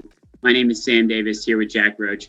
I'm going to wipe the smile off my face now because we have to talk about the New York Mets, a team that has continued to lose games. They're 1-7 so far against the Dodgers and Giants, 5-14 during the stretch of the last couple weeks, especially. We talked about how the Yankees, after the deadline, have been a different team. The Mets have been a different team as well, going the other way. The issue, though, is continued to kind of be this offense, which has been very bad with runners in scoring position. There's been a lot of criticism of the approach of the offense, as even from, of course, Steve Cohen, all the way up to the top there in ownership, has criticized the approach of these Mets hitters and this offense not really finding a way to score games. And Friday night was a good testament of that, a 3-2 loss. Lots of those one-run losses, which makes these games even more frustrating, just due to the fact that the Mets are hanging around and finding a way to compete with the Giants and Dodgers, two incredible teams, two of the best teams in baseball, but they cannot get that big hit to get themselves over the hump. Before I just talk forever here, Jack, I want to get your opinion on this as well. Two things. First of all, what were your thoughts originally on that Steve Cohen and what he had to say about the approach of the Mets hitters? And then maybe second of all, is there time for the Mets to turn this thing around, or is it too late here? Well, as for the tweet, I thought that the content was spot on, and I totally agree with him. But who it's coming from, I could not imagine being a Mets player and hearing the owner of your team tweeting that out. Like, not even going to the team and saying that, but blasting it on Twitter. And I don't think that there's a person out there that disagrees with the content of the tweet. It's tough. And I think that is definitely a confidence killer if you're a player. And I guess you look at the stretch of games they're playing, and, you have this 13-game, trip. You're going to the West Coast. You're playing the two best teams in baseball. And you knew this was going to happen. I don't think there were very many people that thought that the Mets were going to go 13-0 against. No, but they thought maybe they could split these games, maybe play 500 baseball through these games. They haven't even done that. Maybe I think that was the expectation, realistically. 500 baseball against those teams. I mean, you got to. It's a lot, but I mean, a lot of people thought, and you're seeing it though. I mean, you're seeing these one-run games. There's lots of one-run games during this stretch, and it's not just Friday night. It's been a lot of games like that. So that to me shows this team can hang around. This team can play with teams like the Dodgers and Giants. But Sam, that's what separates those teams. A good team, great team. Hanging around and actually coming up in the clutch and making those plays is what makes teams like the Dodgers and Giants so successful. Yeah. And you might have the bones of a good team, but big moments is what separates good from great. Yeah, and I that's a great point. I texted Andrew Galata, our Mets fan, and he's kind of going through it right now. So I feel bad for him. And we're somewhat going through it together as somebody that at least covers the Mets and hopes for them to do well this year. And I texted him that same exact thing. I said, the Dodgers manufacture runs. The Dodgers find a way to, it's not always the big hit. It's not always the big home run, but sometimes it's a double in the gap. Sometimes it's a ground ball through the hole. Things little things that teams do to advance the runner. I know it's not as common anymore with the way baseball is nowadays, but the little things that the Dodgers do that the Mets just aren't doing and haven't done at all this year shows the differences between these teams. It really does. I mean, it's one thing, like you said, Jack, to stick around in these games, and that's all due to pitching. I mean, that's due to the Mets starting pitching, being able to hang around despite injuries to DeGrom. Stroman has been tremendous. He's been consistent all year. Walker's had a little up and down, but he's been better lately. And then you go down the list. Tyler McGill, he's a rookie. He's been incredible for them. And then you get maybe Syndergaard back as well. The pitching has not been the problem at all. The pitching is keeping this team in games. Even the bullpen, which has been criticized at times, for the most part, keeping this team in games. It's just not getting a big hit. And is that an issue of approach? I think so. And I don't blame Cohen for going out and saying that. He was probably extremely frustrated when he tweeted that out. Is it certainly a confidence killer for this Mets team? Yeah, it is. But so is the 1-7 stretch. I mean, if anything, so is not getting anything at the deadline. That's what I really feel like is the confidence killer. The fact that, and let's get into that right now here. Another thing I wanted to bring up, something I saw on Twitter, where apparently the Mets were in deep talks with the Cubs, not just for Javier Baez, who of course they did trade for, but also Chris Bryant, a package deal. It was going to be two of them in addition to Trevor Williams, the pitcher they got. For Sean Crow Armstrong, the prospect they did give up for Javier Baez, plus two other prospects that they didn't name, but apparently one of them was pretty high up in the Mets farm system, very high up, not someone they were willing to give away. And the reason, apparently, that this move did not happen, they weren't willing to pull the trigger, was the health of Jacob DeGrom and the concerns there. So they obviously knew DeGrom might miss the rest of the year. This was before Mets fans even knew that, although they knew shortly after. But they recognized that and thought, okay, if DeGrom's not healthy, how much of a playoff run are we really going to make? Is it worth giving up those prospects? To me, I can't stand that reasoning. But I'll start with you, Jack, and I'm gonna I lead you in like that. But I think just give me your thoughts on that and what could have happened maybe if the Mets did make moves like this. I'm conflicted here, right? Because you talk about Steve Cohen's tweet, and just all season long, the story has been the Mets offense and lackluster production. It was hiding behind really good pitching. It was hiding behind Jacob DeGrom. And then now when DeGrom's hurt and the pitching has still been really good, but not as good, that's when you're really starting to see how bad the offense is. Yeah, the Mets without Jacob DeGrom, and they've got very solid pitching, as you mentioned. But when the best pitcher in the world goes down, it's evident that the Mets lineup is not going to, get the job done. So you have to address that through, the trade deadline. And I think Javier Baez is a good pickup. I think that him alongside Lindor is good. And they'll be coming back Sunday. So you really start to see what Javier Baez and Francisco Lindor will do together. Kind of a friendship there that they decided to pull the trigger and make the moves on it. We'll see what those two do together. Hopefully it jumpstarts this offense because Javi Baez hasn't really done much for this offense. Obviously, he got hurt shortly after being traded, so we'll see what he brings. But overall, I mean, to me, that Chris Bryant would have added a whole lot more to this lineup, I think. I agree. Yeah, I don't know. I just for me, with the Mets, I want to just preface all that with not hope, and I don't want to say hope because that's a word that I think Mets fans are not looking forward to hearing right now. But the thing is after this stretch of 13 games against the Giants and Dodgers, you're going to have a big stretch of games against, I think it's 15 games against the Nationals and the Marlins. 15 games against two teams in the bottom of the NL East. And in addition to that, like we just mentioned, Lindor and Baez will be back. They'll be up the middle, which helps the team defensively. And I also think potentially offensively, because say what you want about Lindor, he has kind of failed to produce, and he hasn't been the player the Mets envisioned. Certainly not the amount of money they spent on him this offseason. However, the Mets did play a lot better with him in the lineup, with him there. Maybe part of that is just kind of being the leader, the vocal leader of this clubhouse. And maybe that would have helped during this most recent stretch where confidence has gone out the window. The Mets didn't add at the deadline very much other than, of course, Javi Baez, but that move didn't really spark anything. So maybe Lindor, if he was around, could have helped vocally and maybe allowed this team to right the stretch a little bit and start to play better baseball and rebound. I don't know. That seems like an awful lot from one guy talking.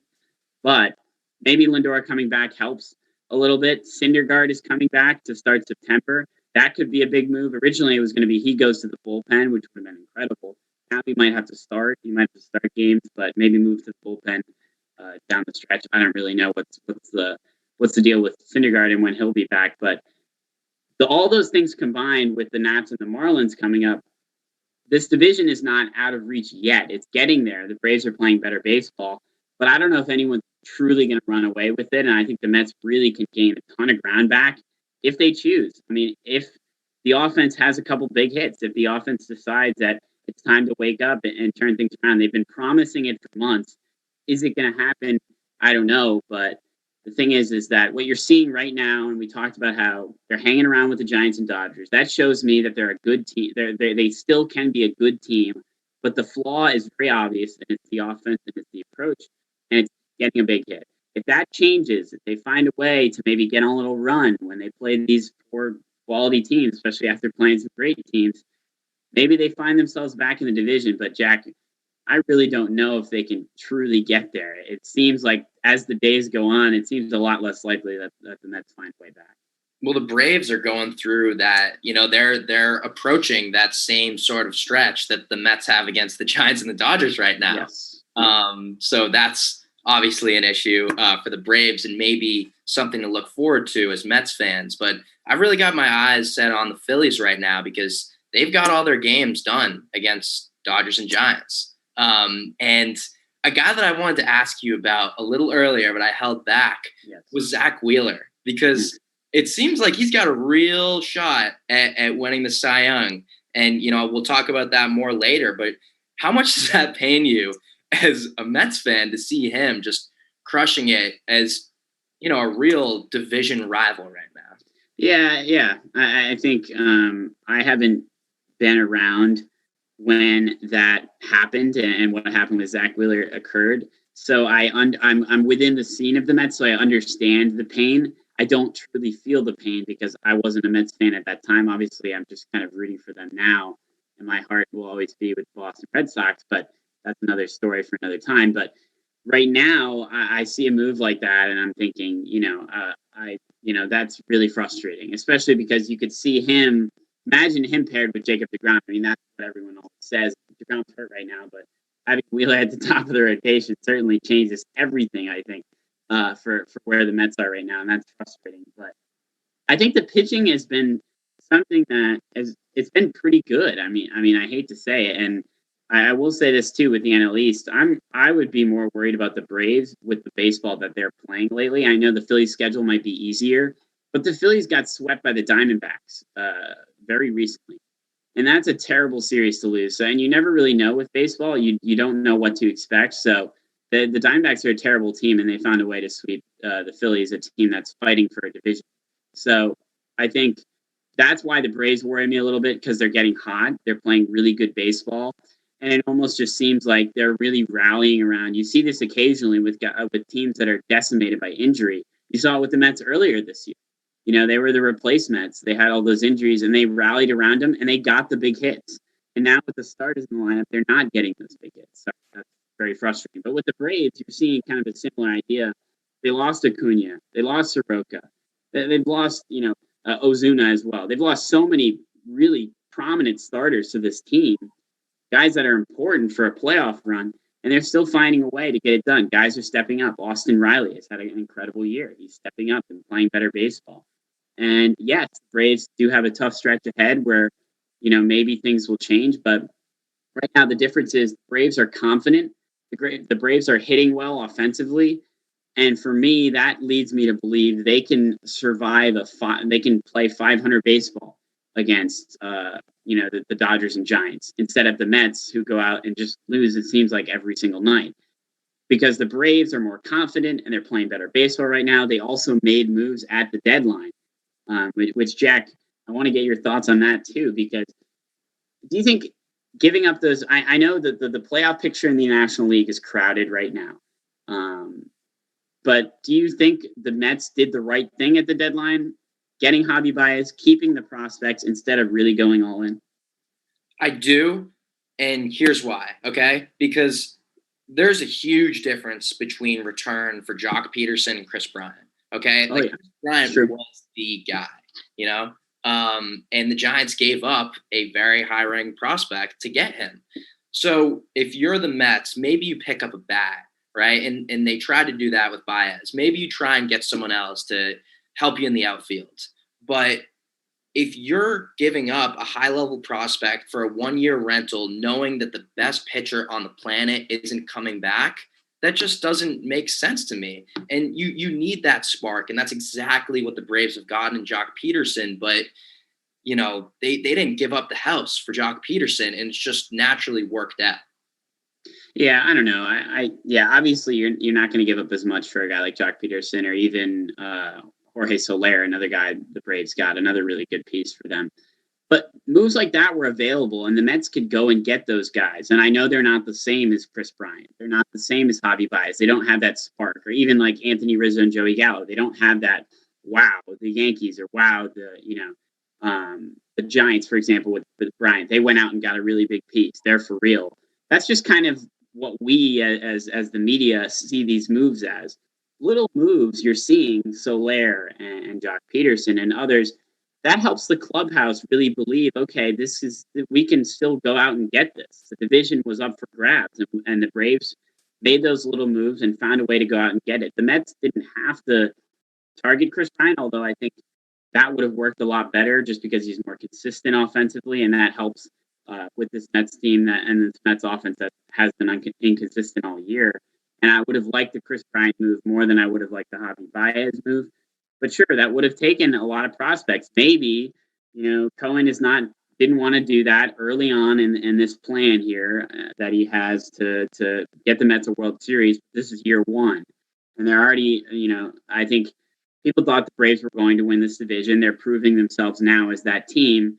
But, I guess you're seeing now that the Mets had a chance, which is why I think I'm a little frustrated with the decision they made, because the division was really up for grabs.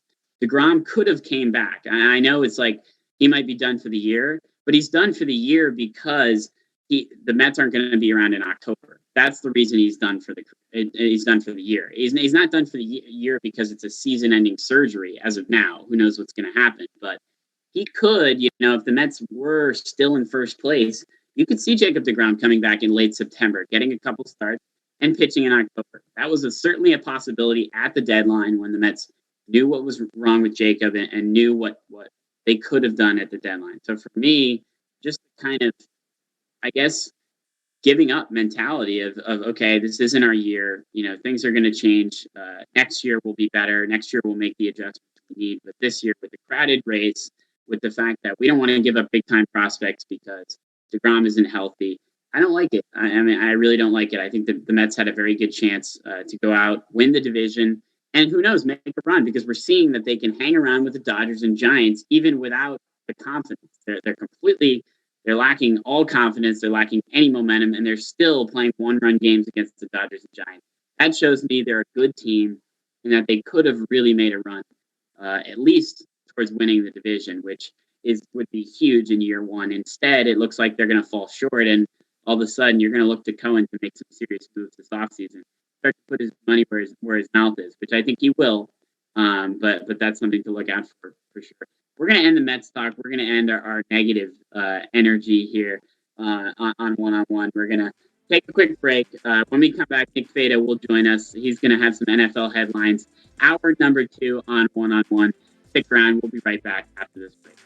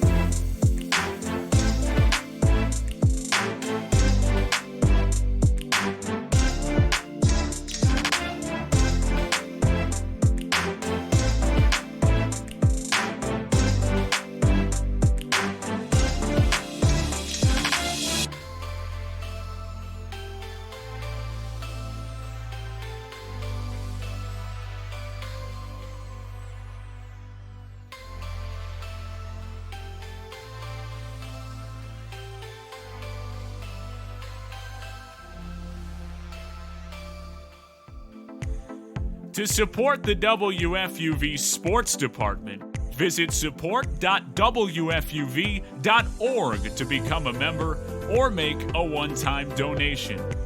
WFUV Sports, home to New York's longest-running sports call-in show and the flagship station of Fordham Athletics.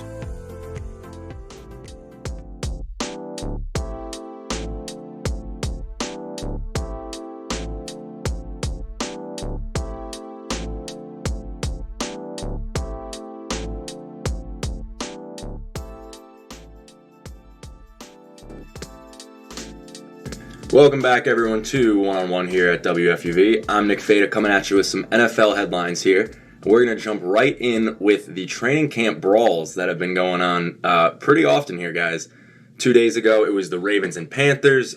Most recent was the Browns and Giants, and the Raiders and Rams, which is another big one because those guys are on national TV in a preseason game. So 3 big brawls going on in the NFL. Usually you don't see it this much, I guess, toxic energy between teams when they're going at each other at practice. Guys, what are your thoughts? Why do you think this is happening more often now this year than ever?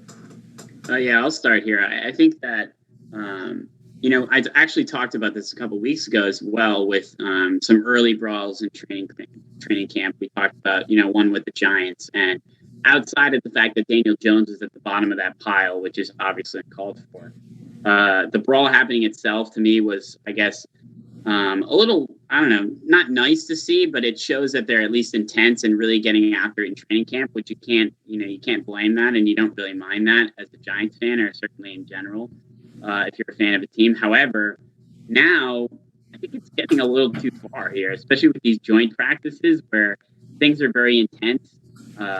Obviously guys are fighting for their jobs here, so it's going to be intense. It's already a physical sport, so things are going to happen, which I understand here and there, but not to the extent we've seen.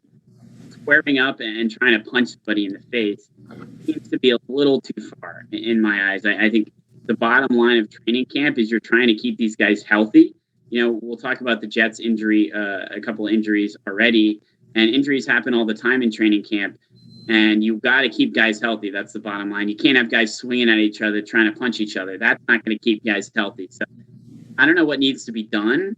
Do they need to stop having these joint practices? Is that really going to be the bottom line and a big issue? I mean, I think it's good for the players to compete against other teams in training camp. So the joint practices make sense. But if they're going to keep leading in fights like this, maybe something needs to happen. Something needs to change. I'm not sure.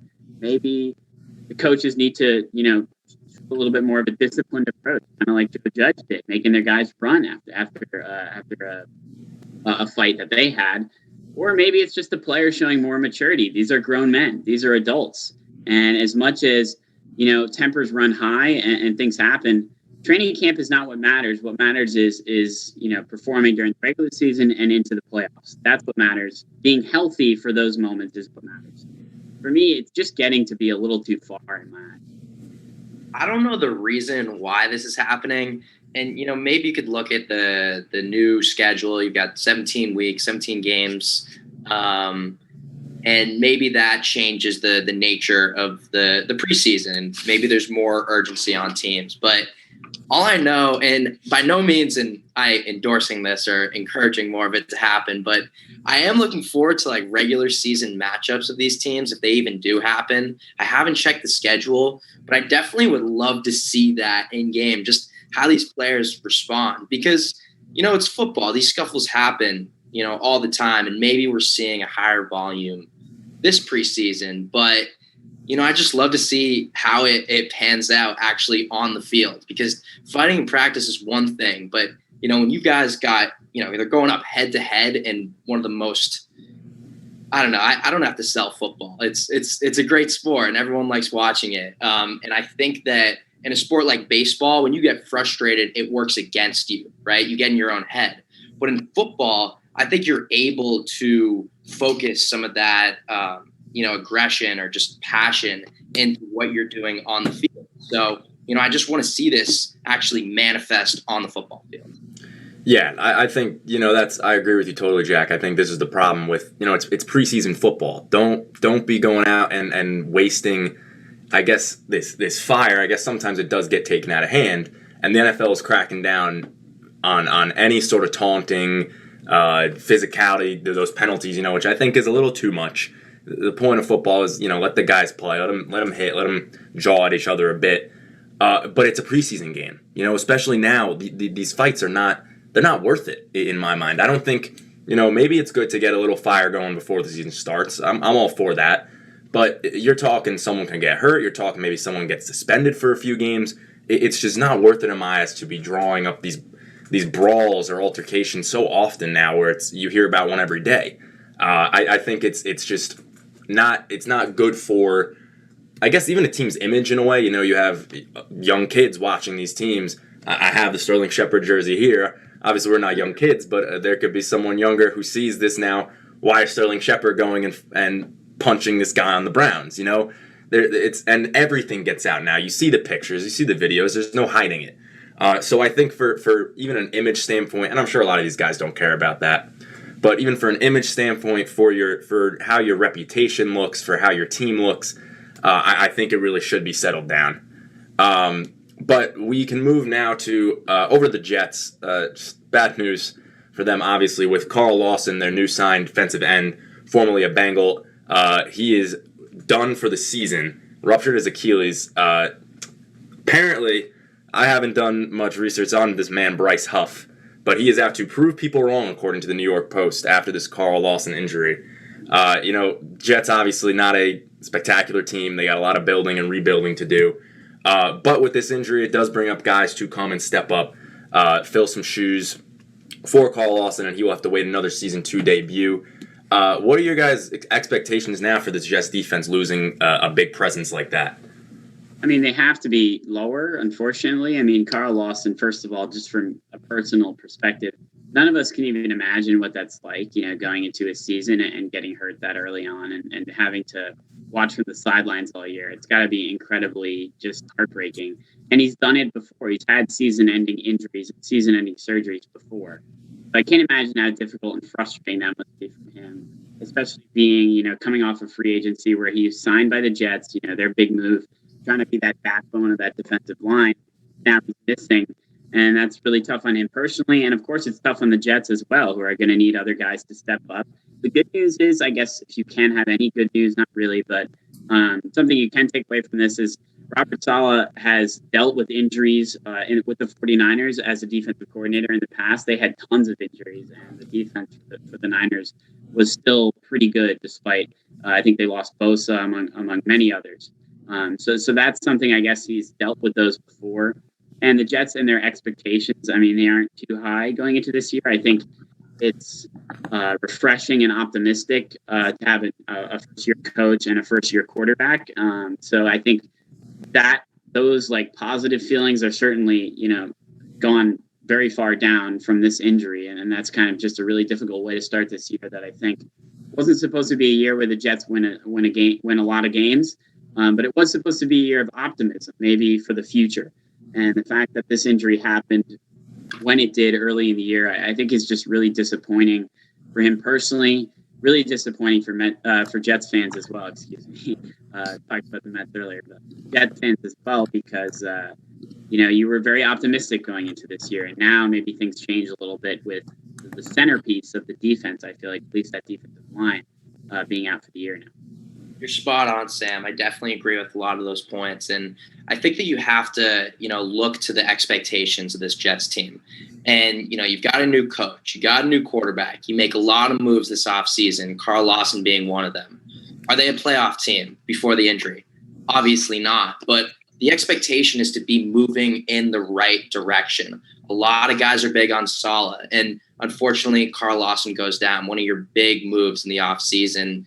And I think this really proves as an opportunity for Saleh to shine. It just feels different having him on the team. And, he's a defensive-minded coach. You mentioned his tenure in San Francisco. I think this really is an opportunity for him to win over New York fans, because the Jets just desperately need something to change. Yeah, and you go now back to – sorry for that. You go over to the preseason quarterback battles. A lot of them going on, guys. But I think the headline really is over in New England. Mac Jones, Cam Newton. Jack, you earlier in the show mentioned your pick, and I got to agree wholeheartedly, at least now. I'll compare the two stats. Both of them put on great showings. Cam went 8 for 9, 103 yards, and 1 touchdown. Mac Jones, 13 for 19, 146 yards. Did not throw for a touchdown. But 2 very good outings by 2 potentially very good quarterbacks this season, depending on who gets to go. Obviously, Bill Belichick has not named the starter yet. I can assume it would be Cam Newton. I don't know. I think that's the smart decision to make. I also think now him year 2 in this offense, in this system, a lot more weapons. The Patriots are a little more revamped. I think you got to give the vet a chance, especially because it's just so different for Cam Newton. It's not like he's, as much as I love Ryan Fitzpatrick, it's not like he's a Ryan Fitzpatrick where he, is a journeyman going and just filling a role for people. This guy was an MVP 5-6 years ago. Got hurt, but who knows? Maybe he has some flashes of that in his game this season. He was nothing spectacular last year, but maybe he picks it up. Maybe he gets going. And worst case, then that's when you have the young guy waiting to take his place. I think it's almost like you say cogs in the machine, but it's really just leadership. The veteran gets the job first. I think in any situation here, especially with Cam Newton's experience, his talent, his what he's shown he can do. Mac Jones has potential and he's young. I think you give it to Cam. I think no brainer here. Yeah, I think it's and I'll let Jack speak. I'm sure he's got a lot of interesting points on this. But with Cam Newton, first of all, from the preseason game, you can only take so much from it because, of course, they're playing an Eagles team that I think most of their defensive starters weren't even playing in that game, even when Cam Newton was on the field as the first team offense there. But Cam looked great, and the big thing with Cam is the arm strength. That's something that has been an issue for him. He's been hurt. Last year, he certainly didn't have it. This year, things look a little different. I think the arm strength looks a lot better, and he looks a lot more comfortable in the pocket, which is something that he struggled with at times last year as well. So those are really positive signs. I think both of you are kind of right here. It is kind of Newton's job to lose here, and I think he will be given the nod. But Mac Jones looks good as well, and I think Bill Belichick. I talked about this, leading into the show as well, is that Bill Belichick obviously, cherishes competition in a situation like this, even if it is Newton's job to lose, even if it seems like Newton will take the job. The fact that this competition is going to make Mac Jones a lot better. It could make Cam Newton better as well. If Cam Newton comes out and doesn't have it, kind of like he was last year, and shows that form of football instead of what maybe he used to be, or maybe he's improving from, then you go to Mac Jones. You go to a guy that has seemed to taken up the offense pretty quickly. He's worked in pro style system at Alabama. He has the experience winning games, winning lots of games at Alabama. And sure, things will be a little different with the New England Patriots, but he can step up and be in that role if Cam Newton struggles and doesn't have it kind of like last year. But what I've seen from so far is the arm strength is better, and that's huge. And I think that's going to give him the job, especially here for the Patriots. Yeah, earlier in the show, I mentioned Luke Voigt and how I think that Anthony Rizzo has kind of put pressure on him and, maybe motivated him to go out and be the best player he can be. And I think that applies to the Mac Jones and Cam Newton situation. Mac Jones has been spectacular, and that's exactly what you want to see out of your rookie quarterback. And I think that's lit a fire under Cam Newton, who's also looked great in this preseason. It's a good problem to have two quarterbacks that look really good. And I agree that Cam Newton's arm's looking better. I'm happy that he's got another year in the system, learning that Patriots playbook, and they've added weapons. So I think that it's a good move not to have named the starter right now because, it makes Cam Newton have to put pressure on himself. And, it instills confidence or maybe it motivates him to work hard. But I think that it's Cam's job to lose until Mac Jones' talent is just undeniable, until he has to be the guy on the field, or if Cam Newton gets hurt, because he's been dealing with those issues over the past couple of years. And, that's how Tom Brady made his start in the NFL. And I'd love to see Mac Jones start with a bang as well. Jack, a crazy deja vu if that were to happen. Yeah, for sure. Especially because, you can't compare, comparing anyone to Tom Brady is way too much to ask. But it's not fair. No, not at all. But maybe Mac Jones does get his start that way. Jack, before we go to break, I want to ask, what are your expectations for the Pats this year? I'm curious. What do you think is the ceiling for them, or maybe what do you expect from them? I expect them to. They're not going to win the division. You got the Bills there. Bills are the better team. I'm trying to come up with the exact number. Maybe 12 wins. 11 wins. 11. And who's the starting quarterback for most of those games? Is that Newton or is that Mac Jones? Who do you think? I'd say Mac Jones comes in around week 7 or 8, and I think they're a wild card team. Some bold claims right here. I don't know. That's pretty high expectations. 12 wins. He's got the Patriots. He's got the Patriots Cup there, so he's all in optimistic on what. Okay. He's optimistic. We'll see. Yeah, that's true. It is. So. Yeah, you got to add that into consideration. It is another week, so maybe give him 10. Maybe. Yeah, 10. Okay. Yeah, I don't know. I think it's going to depend a lot on this quarterback situation, to be honest. I think if Newton plays well, that's going to motivate Mac Jones to play even better, kind of like we talked about, which will help both of the quarterbacks in that situation. But if Newton struggles early, that could be dangerous because it puts Mac Jones at the center and taking the brunt of the reps and being that starting quarterback. And you don't want to rush him into that. You really don't, especially a young quarterback that you see as part of your future. You don't want to rush him into that starting role. You want to let Cam Newton, the leader, the veteran, kind of take the snaps starting. So I think he's going to get the job, but we'll see what happens with Mac Jones. We'll see what happens with the Patriots going forward, obviously. Overcoming the Bills seems like quite a lot, but I don't think they're going to do it. I said I know. I didn't mean to put words in your mouth. I know the Bills will be leaders in that division, but the Patriots, we'll see. We have this on record, so we will see if Jack's prediction or if Nick's or we could both be wrong for all we know. We have no idea. So anyway, I think we're going to take a break. That's going to do it for our NFL talk. On the other side, we're going to finish the second hour with an interview with Ben Lyons. Jack and I sat down with Ben Lyons, producer, broadcaster, CBS LA, ESPN, and more. And then following that, we're going to jump into our final hour with some NBA headlines, baseball awards. But Ben Lyons is next. We're going to take a short break before that. This is One-on-One.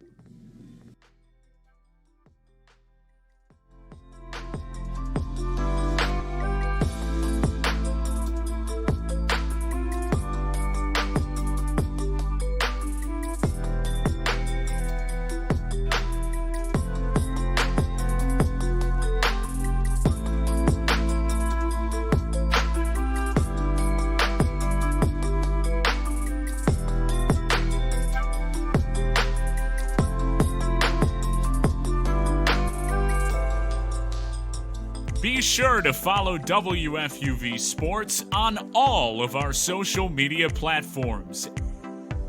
At WFUV Sports on Twitter, at WFUV_sports on Instagram, and WFUV Sports on Facebook and YouTube.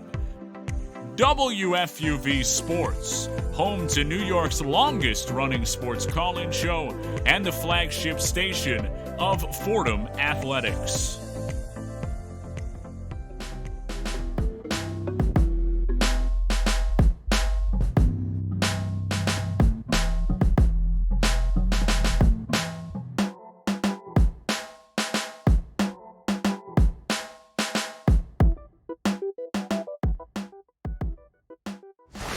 Back to One-on-One, New York's longest running sports call-in show. I'm Sam Davis here with Jack Roach. Happy to be joined by Ben Lyons, sports and entertainment producer, reporter, broadcaster. He does it all. He's worked with ESPN, CBS Los Angeles, Turner Sports, most recently on the Rich Eisen show on Peacock TV as a guest host. Ben, thank you very much for being with us. How you doing? I'm doing well. I appreciate you guys having me on the show, and look forward to talking about Obi Toppin's performance in the Summer League. Let's do this. Well, if that's where you want to go first, we can go there first with the Knicks.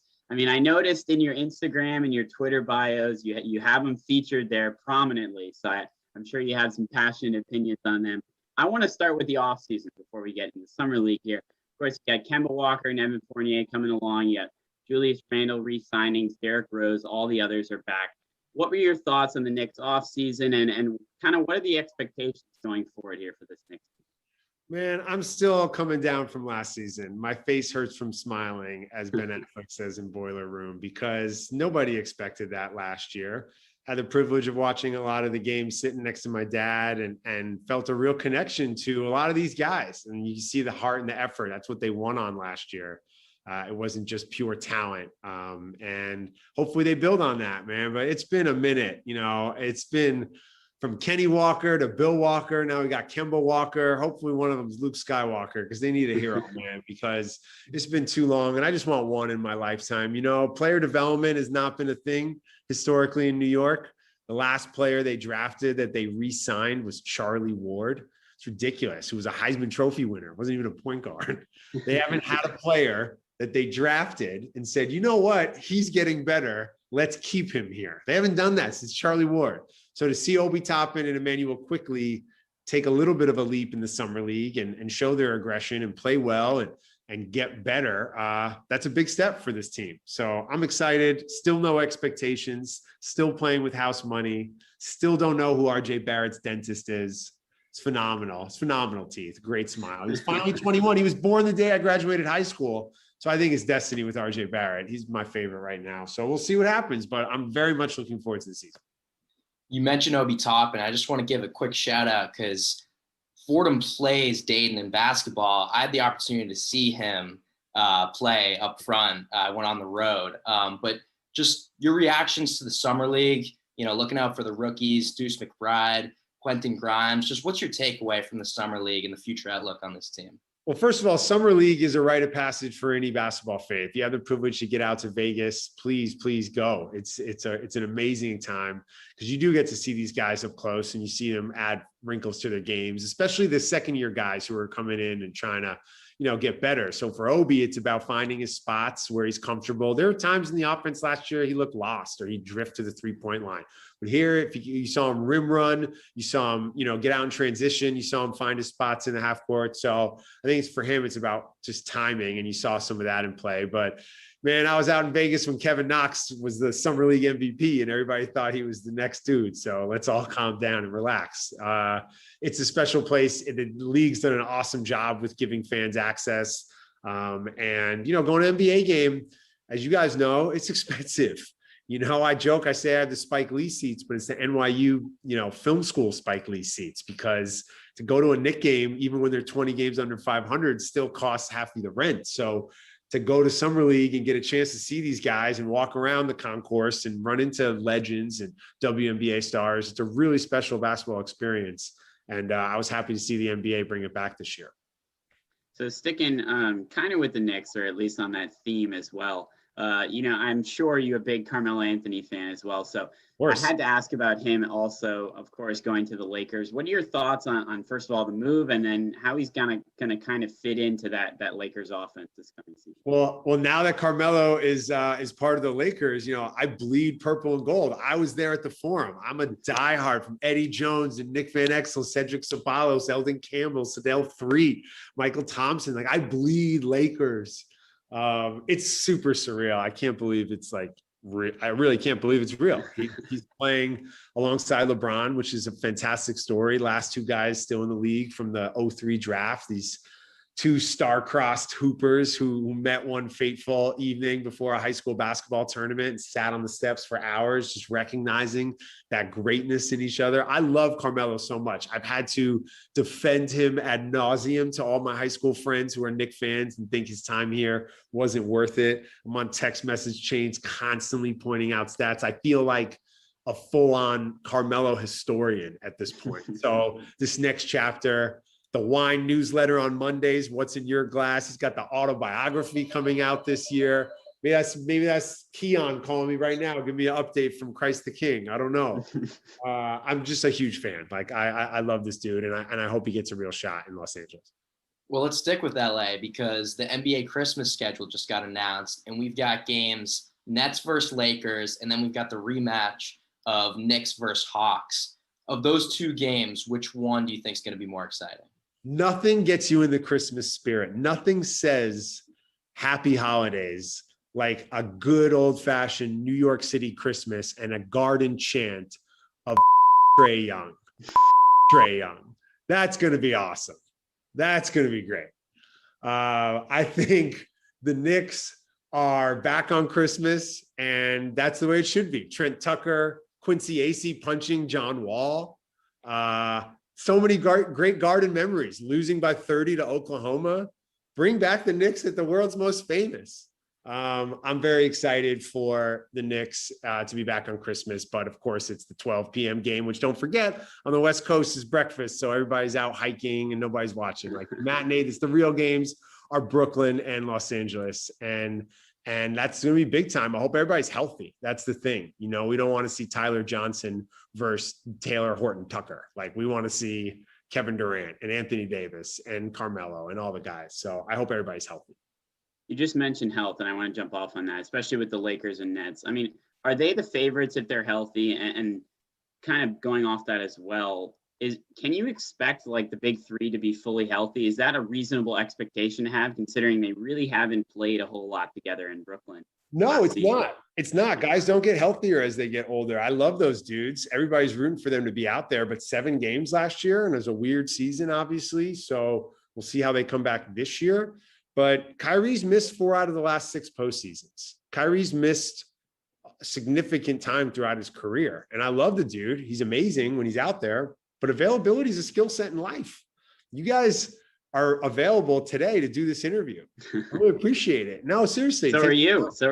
Exactly. If all 3 of us aren't available, it doesn't happen. Yeah. And we don't celebrate availability in life or in the NBA like we do shooting and rebounding and ball handling. RJ Barrett played all 72 games last year. Like, Jokic played all 72 last year. That's why he was the MVP.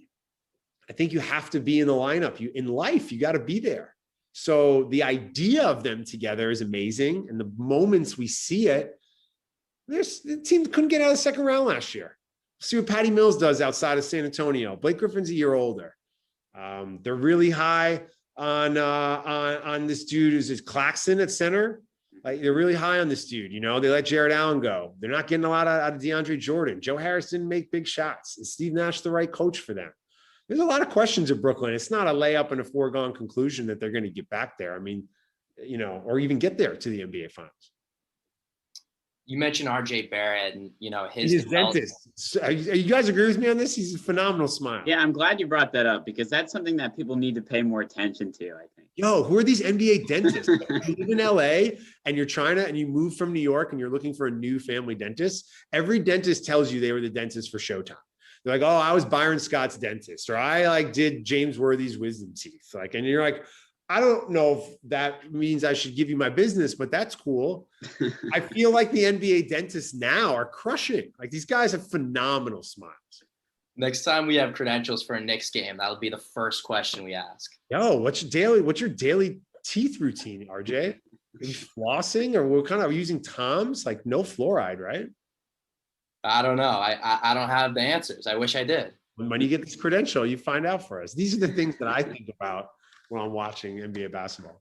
Well, RJ Barrett, and his perfect smile was a big reason why the Knicks won 41 games last year, finished 4th place in the Eastern Conference. And I think that was a bit of an overperformance to some people. Now we've seen them, make the playoffs. What are kind of those expectations for the team this year, and can they build on that? I feel like there's 2 conversations that happen around the New York Knicks. There's the national media one, the hype, the crazy Stephen A. screaming conversation. And then there's self-loathing New York Knicks fans who have seen this movie before and understand that a 7 seed and a first-round knockout is probably in the cards. But guess what? It's been so bad for so long. Lou Amundsen, Travis Ware, Shandon Anderson, Michael Doliak, Clarence Weatherspoon, Mike Sweetney. Like this is terrible history of basketball the last 20 years. So just the fact that they're in the mix, I think is awesome. I would love to see them be back in the playoffs. I'd love to see them win a playoff series. That's a great goal to have. If they come up short of that, will I be surprised? Of course not. Will I be disappointed? Sure. But let's take baby steps, show up in the playoffs, be healthy in the playoffs. That would be fantastic. So I'm nervous though. Brooklyn, Miami's going to be better. You've got Boston, of course. You've got Milwaukee returning as the champion, Charlotte and LaMelo getting better. You got Atlanta, of course. So we'll see, but I'm just happy that they're part of the NBA again, because when you've been a fan the last couple of years and they're 30 games under 500 in January, it's just, what are we doing here? Well, I want to switch over to baseball here for a minute. We've got 2 teams in New York that are trending in opposite directions, to say the least. You have the New York Yankees playing a lot better baseball, riding kind of that momentum maybe from the trade deadline, while the Mets are plummeting fast. So looking ahead to the playoffs for those teams, maybe I'll start with the Yankees and then give me your thoughts on the Mets too. But where do the Yankees fall? Are they a wild card team? Do they jump ahead and go forward towards the division? There certainly seem like they could. And then the Mets on the other side, do they still have a chance in that division at all? That fateful night in the Bronx where it was raining against the Red Sox, not this past series, but almost a month ago now, where Verdugo got hit in the back with the ball. That night was so ominous and weird, and the game shouldn't have continued. And it was just nuts. And the Yankees ended up winning that game. And I said to my dad, I was like, I think your season just ended. I think he said, what are you talking about? We're up like 10 games. And since that moment, those 2 teams have just totally flip-flopped. And to see Giancarlo Stanton healthy and having success in timely moments, this kid, Luis Gil, is just insane. And they're riding high right now. They figured it out. They stuck it out. It was not looking good there for them. So I expect them to continue right now and go on a run to the postseason. The Mets are a mess. And I love when Met fans have that little false sense of hope, because I feel a kindred spirit as a Knicks fan. It takes me back to That's what the Mets give. They give a little slight chance of hope. Slight chance. When they were trying to come back up, like after the Dwight Gooden, Darryl Strawberry era, and they tried to sell Met fans on Bobby Bonilla and Brett Saberhagen and Vince Coleman, and it was a disaster. And it reminds me of that. And there's something I love about that Met fan who keeps pushing the boulder up the hill. And I don't think, with DeGrom's like health and everything, like I don't think they're gonna be able to really figure it out and right the ship and do anything meaningful this year.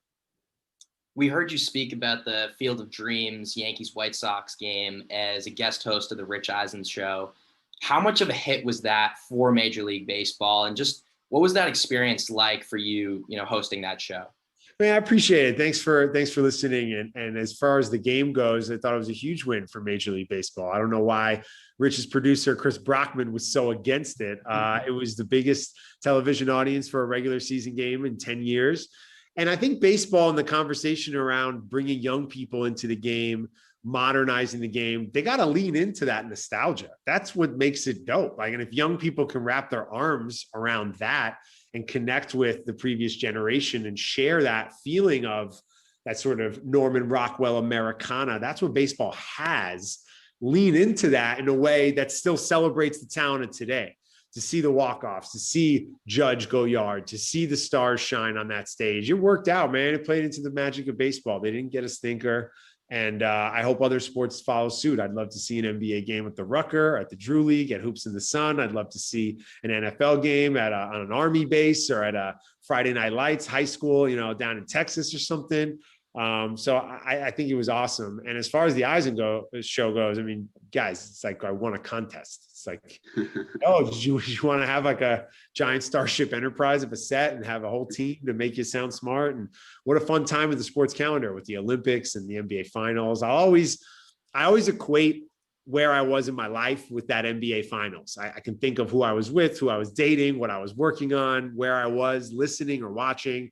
And so this Bucks Suns series will always have a special place in my heart because I got to come in and hang out with those guys every day and talk about how Bobby Portis is an NBA champion now. So I really enjoy that time. And Rich is somebody we can all learn from in this hustle. He's a guy who does it with kindness and compassion.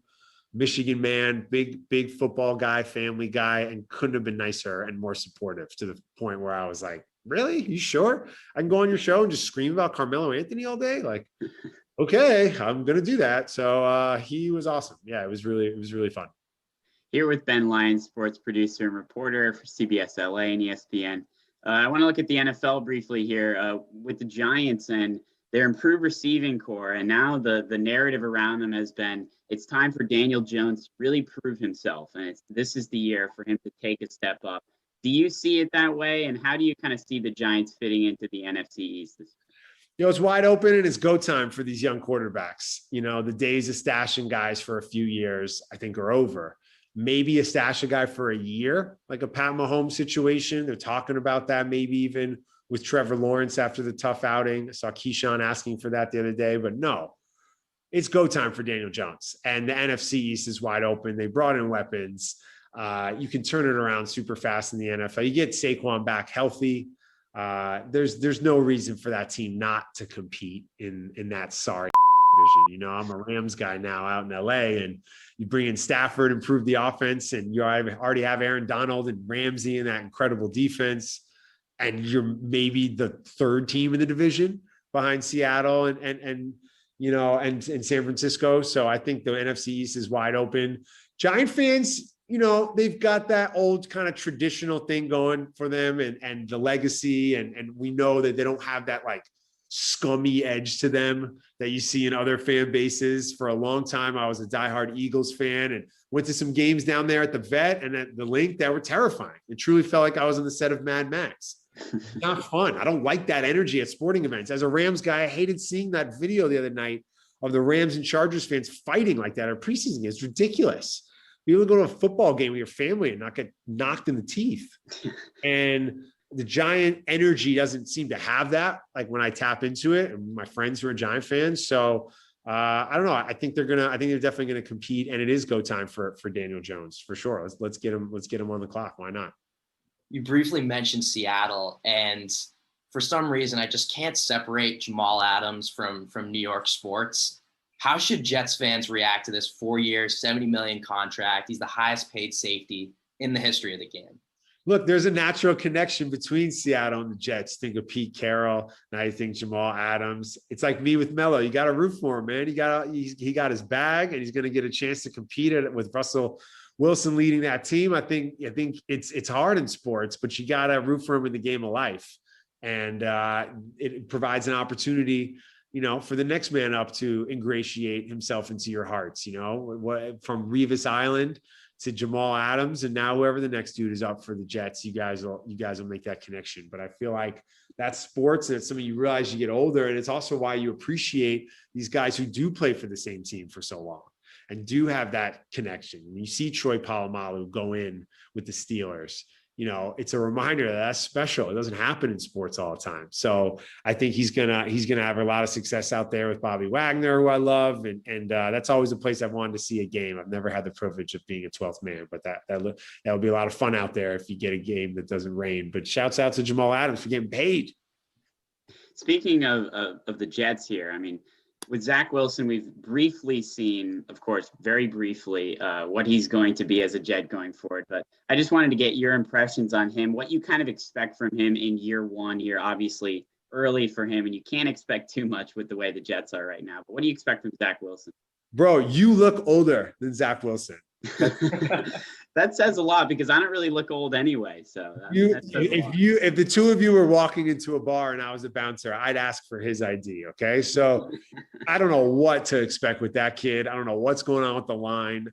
I think it's fun. My wife's from Utah, so I pay attention to BYU a little bit. So I've seen him play, and who knows with the Jets? I mean, I don't know why they bailed on Darnold right away. Maybe it's contract stuff, but I thought Darnold was getting better despite all the stuff around him. And I think he has a chance in Carolina. So I don't know, man, rooting for the Jets. They have a special place in my heart, but I mean, the guy looks like he's on the set of a Harry Potter movie. Like, I don't know if he's into Quidditch or what he's studying at Hogwarts, what sorting house he's in, if he's friends with Draco, but he looks like a child. It's ridiculous.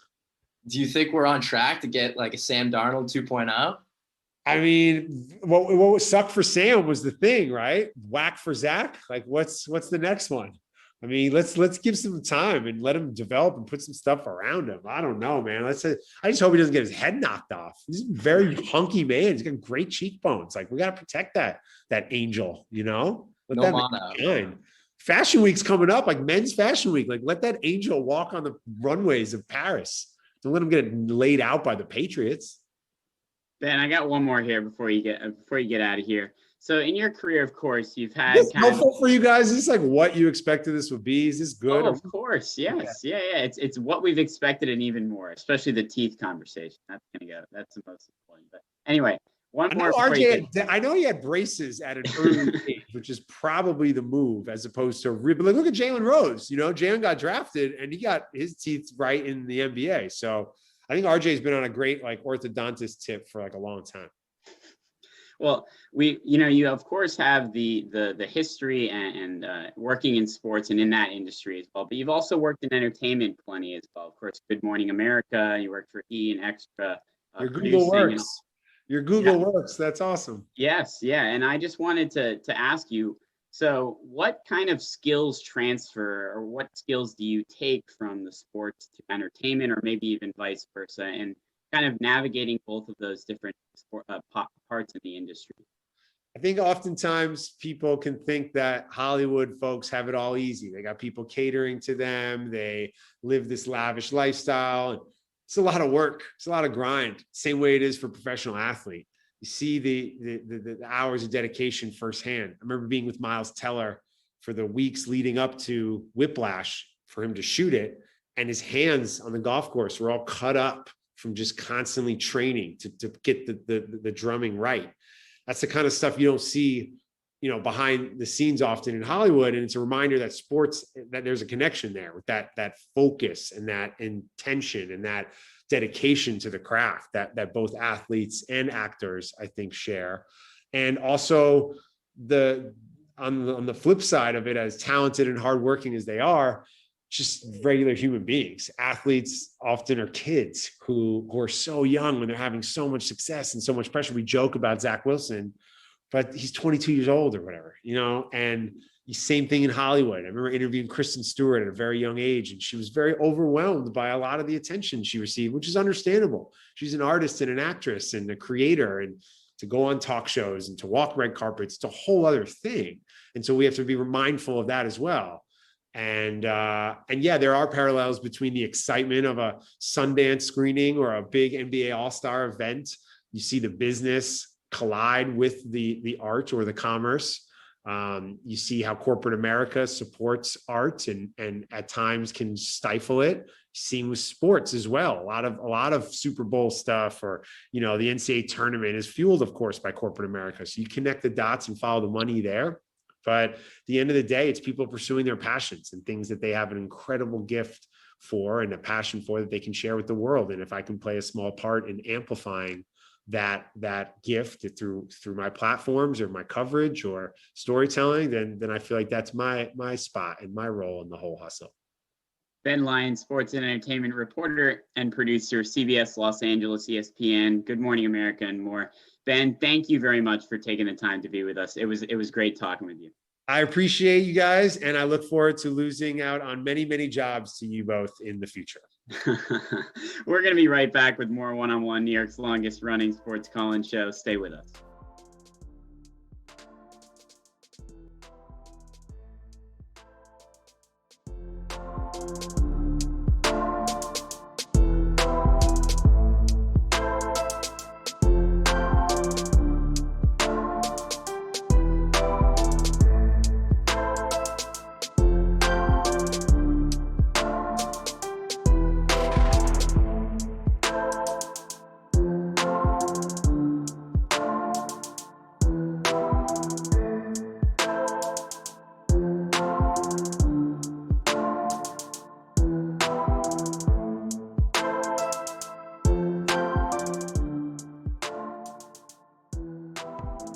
One-on-One has a brand new YouTube channel. Subscribe to WFUV Sports to catch our simulcast Saturday nights and get notifications so you never miss another show. Miss the show? You can find on-demand segments, interviews, and highlights every week. WFUV Sports, home to New York's longest-running sports call-in show and the flagship station of Fordham Athletics.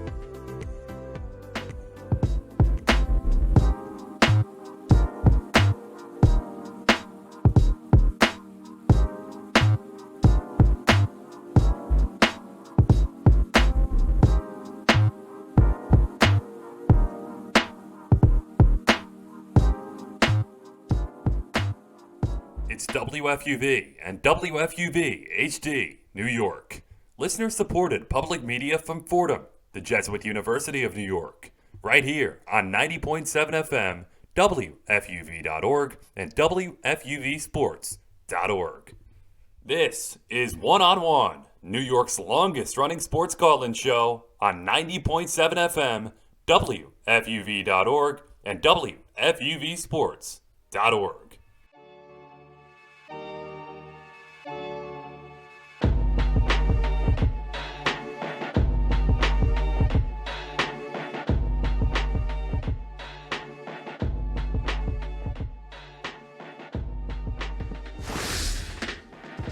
Welcome back here, everyone, to One-on-One. I'm Nick Fada, back at you with some headlines.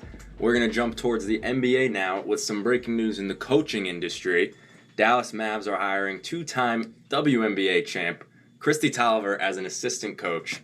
And I'll start by saying I love this move, and here's why. There's multiple reasons, but my main one is something about the WNBA, for me, how they play the game. If you watch in the WNBA compared to the NBA, the game is slower, the pace is more controlled, it's more fundamental, and the ladies that play there really just have a grasp on the game, its fluidity. And I think the Mavs are a team too who have obviously Luka Doncic, arguably top 3 player in the league right now. They have a team who needs to build around that and become more fluid as a team rather than just the one-man show. And I think obviously Toliver has had championship experience. She's coached part-time with the Wizards as well. I think it's just fantastic for, of course, the diversity in the coaching industry and just the experience of a champ and that WNBA potential, I guess, game style and flow maybe translating a bit towards the NBA. Like you said it, I mean, it's a great hire, first of all, just having that experience, right? Being in the WNBA, knowing the pace of play, something I didn't really even think about. I think that'll certainly help the Mavs. But also just having her experience also, being an assistant coach before. So this is not her first job. So she's been around the NBA for a little while here. So certainly a good hire for the Mavs. And then also, I mean, I'm just incredibly impressed that she's able to do all this. I mean, I didn't even know that she was, this is even possible to play in a regular, in the WNBA, in a professional league. Obviously the seasons are different, so it lines up, but still to be able to do that and then also juggle that along with coaching. And, when she's not coaching, you got to believe she's got to be working on her own game. and continuing to get better even after already 2 WNBA championships. So that's really impressive to me. I didn't even know that was possible, but it's incredible. I think it's a great story that should be talked about more, should be highlighted, because not only is it important to have more women coaching and more women involved in the game of basketball and in the NBA as well, but also for everything she's able to balance and everything she's able to do to still perform at a high level in the WNBA while helping a team like the Mavericks, a playoff team. That's incredible to me. Not only is it a great hire, but that's just really impressive on her part for everything she's able to kind of balance. Yeah, she's got a really impressive resume, not just as a player, 2-time WNBA champion. She's been an all-star, current player with the Sparks. But as a coach, you mentioned, Nick, that, she's had 2 seasons with the Wizards. And I think that's exactly what you want on a coaching staff, especially with a team like the Mavericks, who kind of have, they're at a point where they need to figure out how they're going to build around Luka. And I think this is a really good hire. And I think these are the types of moves that we really need to celebrate and champion just for the diversity of the game and in coaching. I remember as a Celtics fan when they had Kara Lawson, who's now the head coach of Duke women's basketball, and she was with the Olympic team. And she was such a great addition for Brad Stevens' team. And, we look at Becky Hammon and what she's been able to accomplish with the Spurs. And, with just the direction that it's going in, it's just a matter of time when we're going to get a, WNBA player or coach who makes the leap to a full-time NBA head coach at some point. Yeah, you're absolutely right, Jack. It's great to see, and the development and just growth of the game on every level is spectacular. Even more towards the player communication. It's very cool to see. This was one of my favorite things I've watched. Draymond Green hosted, I believe, the first episode of his I guess, little show called Chips, and he brought on none other than the Slim Reaper himself, Kevin Durant, to talk about his career as a whole, everything going on there, but the most important part was his time in OKC. For those of you who haven't watched it, it was spectacular. I highly recommend. And for me, I think the coolest part was, I think most people didn't like Kevin Durant when he made that decision. But he's just grown so much since then, is what he really emphasized. And you can hear it in his voice. And he really just stands by his decision. He said, if I had to do that a million times over, I would never change anything. Because in reality, it was best for him as a person, as a player, for his career, So in a way, it gave me more of a respect for KD. More so as, an individual rather than obviously his basketball talent. I don't know if it's even comparable to anyone, arguably the best scorer of all time, but just seeing him kind of, really, really talk before like that. I haven't listened to him speak, you always see him more as a bad guy. But since this interview really came out, I listened to it, a lot of it, he was very, I guess, insightful is the right word, because who knows his career better than him. So it was really cool to listen to. I think, with him talking to Draymond, it's 2 guys who they had their not falling out, but they butt heads. And then the cool part too, maybe not the cool part, interesting part, they blamed it on the organization. They said the front office, the coaches, they messed it up. It wasn't us. We would have made up. It was the front office. So I'm curious, what do you guys think on that? It was just the entire 20 minutes of, I think it was 25 minute interview. I was engaged like crazy. It was awesome to watch. Yeah, it was a great interview. First on, them kind of blaming the Warriors front office there. I mean, and even the head coaching as well, and Steve Kerr. But, you kind of understand that that's where the players are going to go, because they look at it from their perspective. And obviously now, years removed from the situation, Draymond and KD seem to be relatively friendly. So they're not going to go out and say, we would have never made up, we hate each other, or we hated each other. That wasn't, obviously wasn't the case. And I'm sure they would have. And it was interesting to hear that perspective, something that, as the media, we don't really get to see that perspective, especially with a team like Golden State, and the run that they were able to go on. But I agree with you, Nick. I think overall the interview was really fascinating to hear KD, and really somebody that, I've watched play for years on the basketball court, but haven't seen too much from him in terms of interviews or what, he's given, other than on his Twitter and social media, which he also talked about in the interview. But sitting down with him and which Draymond did, and listening to kind of his maturity, I kind of impressed me with his decision to go to Golden State. Still defending that now. Obviously, he's going to defend it, but also just his mindset now, his mindset looking back on his career. Those things impress me.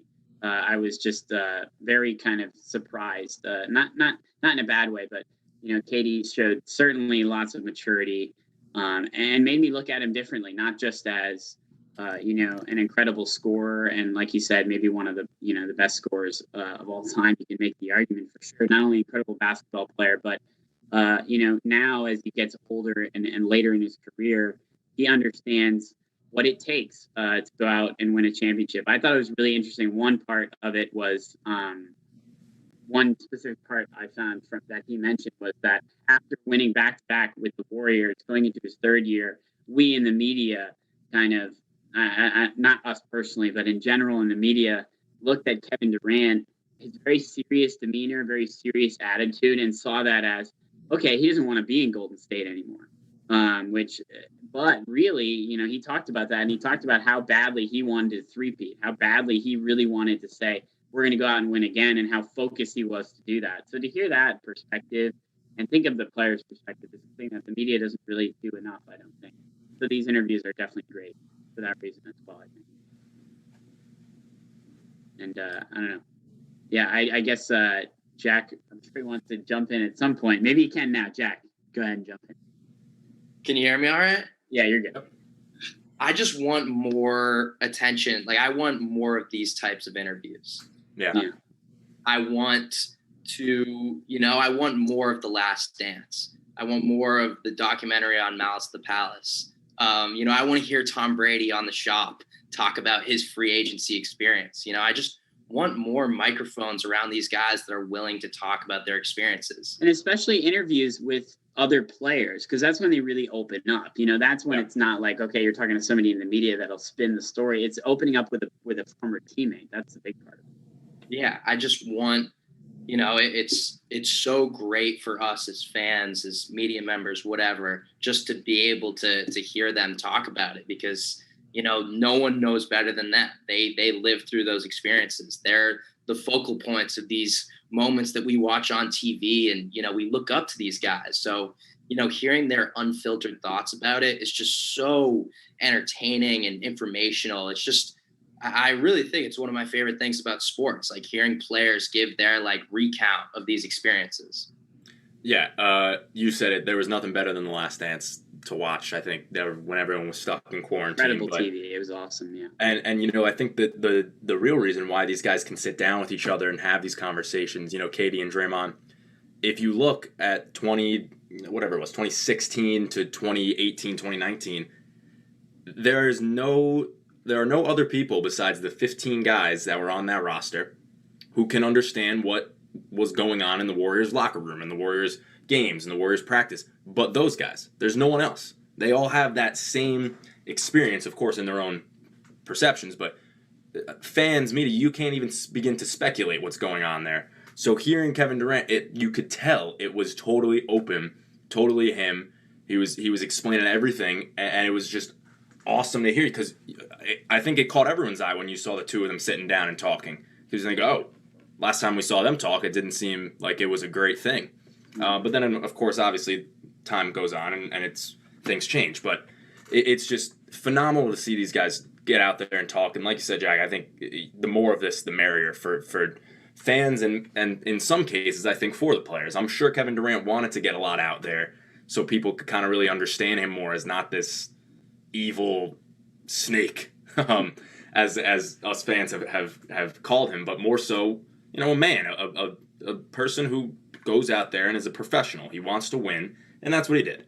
It's that simple. Yep. But you look now at KD. We talk saying, is he the best player in the league? Is he best scorer? LeBron has something to say about that. He got no votes for best player in the league right now.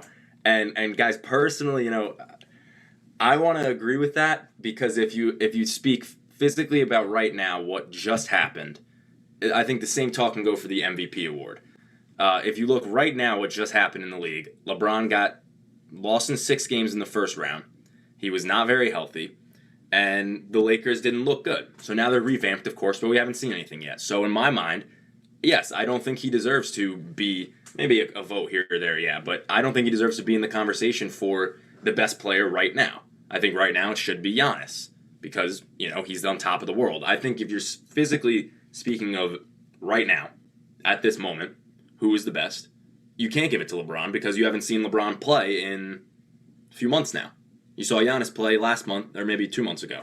Whenever the finals ended, that was the last time you saw Giannis play. And he was the champion. So in my mind, it's Giannis. I'll give it to you guys now to give some thoughts, but I don't think LeBron being the best player right now, at this moment, is a fair statement to make.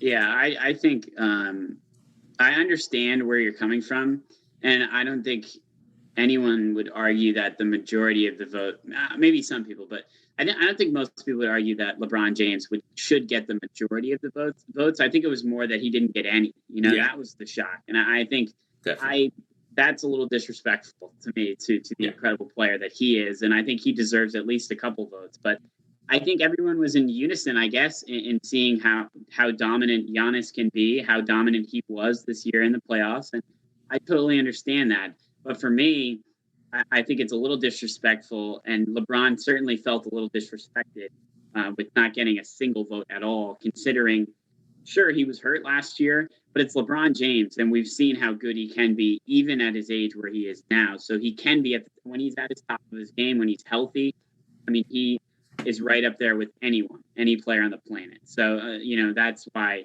I'm sure he's frustrated. But also, we talked about The Last Dance a minute ago, and there's always that, that saying from MJ, and I took that personally. LeBron is going to take this personally. That. You already saw him come out and laugh about it, essentially, because obviously he still believes himself because he's still playing. He's obviously going to still believe that he is the best player in the planet, and rightfully so, as confident as he is. So that'll maybe, really motivate him to go out and not only stay healthy, but have another dominant year, despite the fact that he's growing in age, and help this Lakers team, who certainly has finals aspirations. I'm with you, Sam. And, if I had to put maybe a dark horse or some bet on MVP, I think that LeBron's a good pick because as much as a dark horse as he can be, although he's still LeBron James, but he gets 0 votes for best player in the league, right? I think that, along with a lot of skeptics or people that don't really believe in Westbrook on the Lakers, I think they're going to have to find a way to make that work.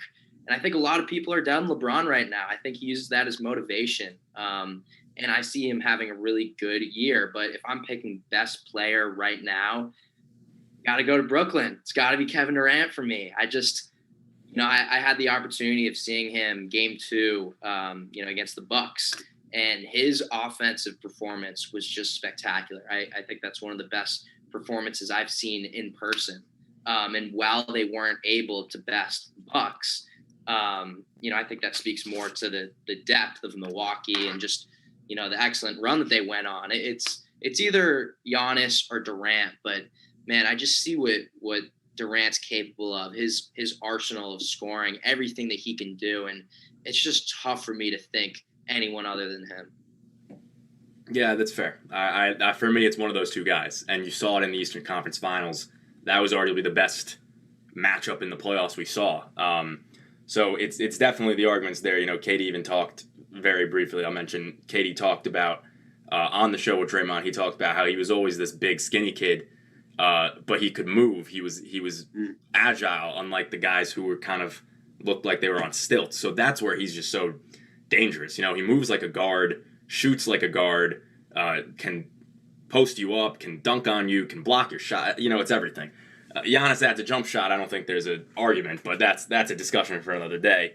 Guys, we'll briefly jump into some Summer League highlights, what you guys saw, what you think, some standouts. I'll start. I personally loved, obviously, what my Knicks did with Obi Toppin. He was great. Of course, second-year player, high expectations there. I guess to stay local, the Knicks, I like the guys, Miles McBride. I like Quentin Grimes. I think they're great fits for this Knicks team. Very tough, savvy, smart-minded basketball players. And then the surprise, who I didn't really heard of personally, over in Brooklyn, Cam Thomas. Crazy summer league from him. And then finally, I guess I'll mention a guy who I've loved since, I guess, the March Madness run that Baylor went on is Davion Mitchell for the Kings. I think he's going to be great in this league. Phenomenal defender, great motor. Really, he does really remind me of Donovan Mitchell, of course. But I think he's going to be spectacular for the Kings. Those are my picks. If you guys got anything similar or different, let me hear them. Yeah, I liked your talk on the Knicks there because there's certainly a lot of optimism around, what the Obi Toppin and of course, Grimes as well. And McBride really shined and performed well. And then seeing Emmanuel quickly back there as well was also very nice. Expecting him to continue to just press in year 2 for the Knicks. So certainly a lot of excitement. You get a lot of criticism around the summer league because fans will say, it's boring. It's a lot of young players, but at the same time, it's really good for these young players to come into the league. And that's what I kind of wanted to highlight, especially some of the high draft picks, guys like Jalen Suggs, Scotty Barnes, Cade Cunningham, of course, guys that maybe are coming from the college game and need a little, a summer like this to kind of adjust to, get their feet wet a little bit into NBA basketball and kind of experience not exactly what obviously the NBA regular season is like when you have everyone there, but it's a good experience for these guys to get confident, I think, really for some of these younger guys coming straight from college and giving them the opportunity to play with other young players, get confident, make shots in a what's closer to a real NBA game. That way they come into preseason and they come into the regular season in their first seasons or maybe their second season as players ready to produce and ready to make roster spots for these teams. So that's a big takeaway for me in general from the summer league is that it's great for these younger players to really get their feet wet and start to get confident in their games like they have been in college, because at college they might have been the top of, like Jalen Suggs on Gonzaga or whatever. Guys are really at the top of their game and are leading college basketball, but then they go from that to all of a sudden being at the bottom of the totem pole in the NBA. This summer league is kind of a nice little transition, allowing them to get confident, maybe feel like they did in college, and then that leads to the NBA where they have to get to work and work on not only making a roster spot, but providing just a successful NBA career. Yeah, you guys have both mentioned some first year players. The Knicks rookies, I definitely was impressed with, and it's great seeing Obi Toppin take some steps forward. We were able to talk about that in one of our interviews with Ben Lyons. But a second year guy that I'm big on, and I hate to let the bias take over, but Peyton Pritchard looked really good. And you look at his numbers, he put up 16.8 points per game, 5.8 boards, and this is what I really like. It's the 8.5 assists per game, because you've got Jaylen Brown and Jason Tatum, right? Those are your stars going forward. And you've got Schroeder and you've got Marcus Smart ahead of you. But if Peyton Pritchard is able to come in and distribute the ball to some of these stars that the Celtics have, he is going to be a really good piece for them going forward. And you know what? He also put up 47% from deep. That's always something that teams are looking for. And yeah, it was really cool to see him put up 92 points in a Pro-Am. But I was more excited with the Summer League performance. He showed that he's capable of, maybe being a guy that could lead a second unit off the bench. Maybe if Schroeder's down, or maybe he takes on a starting role and Marcus Smart's more your defensive-minded guy. So I'm excited of the prospect of just Peyton Pritchard moving forward as, the Celtics really try and bolster their young core. You just gave Rob Williams a 4-year, $54 million extension. It seems like they're all in on some of these younger guys. So I'm happy to see him clicking. Also, Aaron Nesmith from Vanderbilt had a really good summer league for the Celtics. So definitely some positive takeaways for Boston. Yeah, the Celtics will be interesting. You're going to see, Brad Stevens transitioning from a coaching role to one in the front office. So that'll be interesting to see as well. And then, of course, the Knicks will be exciting in year 2. Lots of NBA excitement ahead. But Nick, we loved having you on so much. You're going to be back with us for our last segment here. Final segment of the show coming up. We're going to give out some MLB awards. We're approaching the end of August.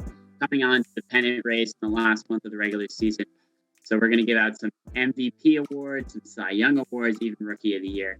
But first, we're going to take a short break. Back to finish off one-on-one. Stick around.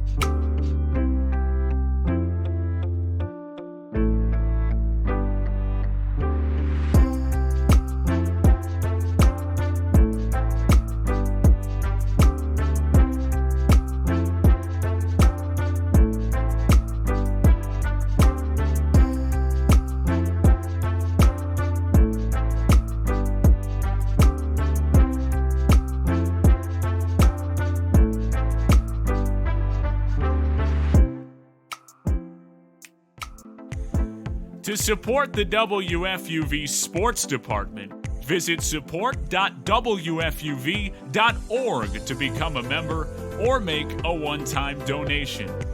WFUV Sports, home to New York's longest-running sports call-in show and the flagship station of Fordham Athletics.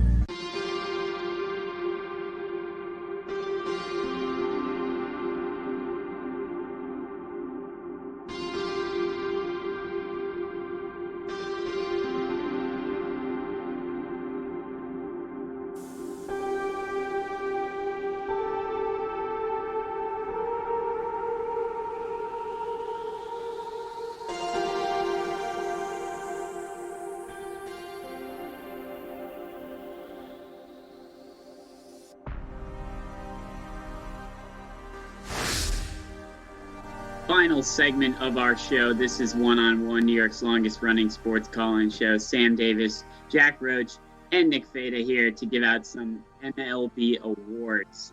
We're going to pretend that like our opinions matter and we have votes for the MVP and for others, but let's start with the MVP here. Jack, I'll start with you here. Give me your pick. I want to start. What we're going to do here, actually, before we get into it, sorry, I just let you in, but we're going to start with the National League, then we'll do the American League for each of these awards. That way we can react, and that way we can give our 2 cents for each of our opinions. So, Jack, I'll start with you. National League MVP. Who do you got there? You know, part of me really wanted to say Bryce Harper. I really wanted to come out here and say, you know, everyone overreacted to the contract. They said he was overrated, and he's the best player in the National League right now. But I'm thinking of a guy, came back from injury, trying out a new position, playing the outfield. It's Fernando Tatis Jr.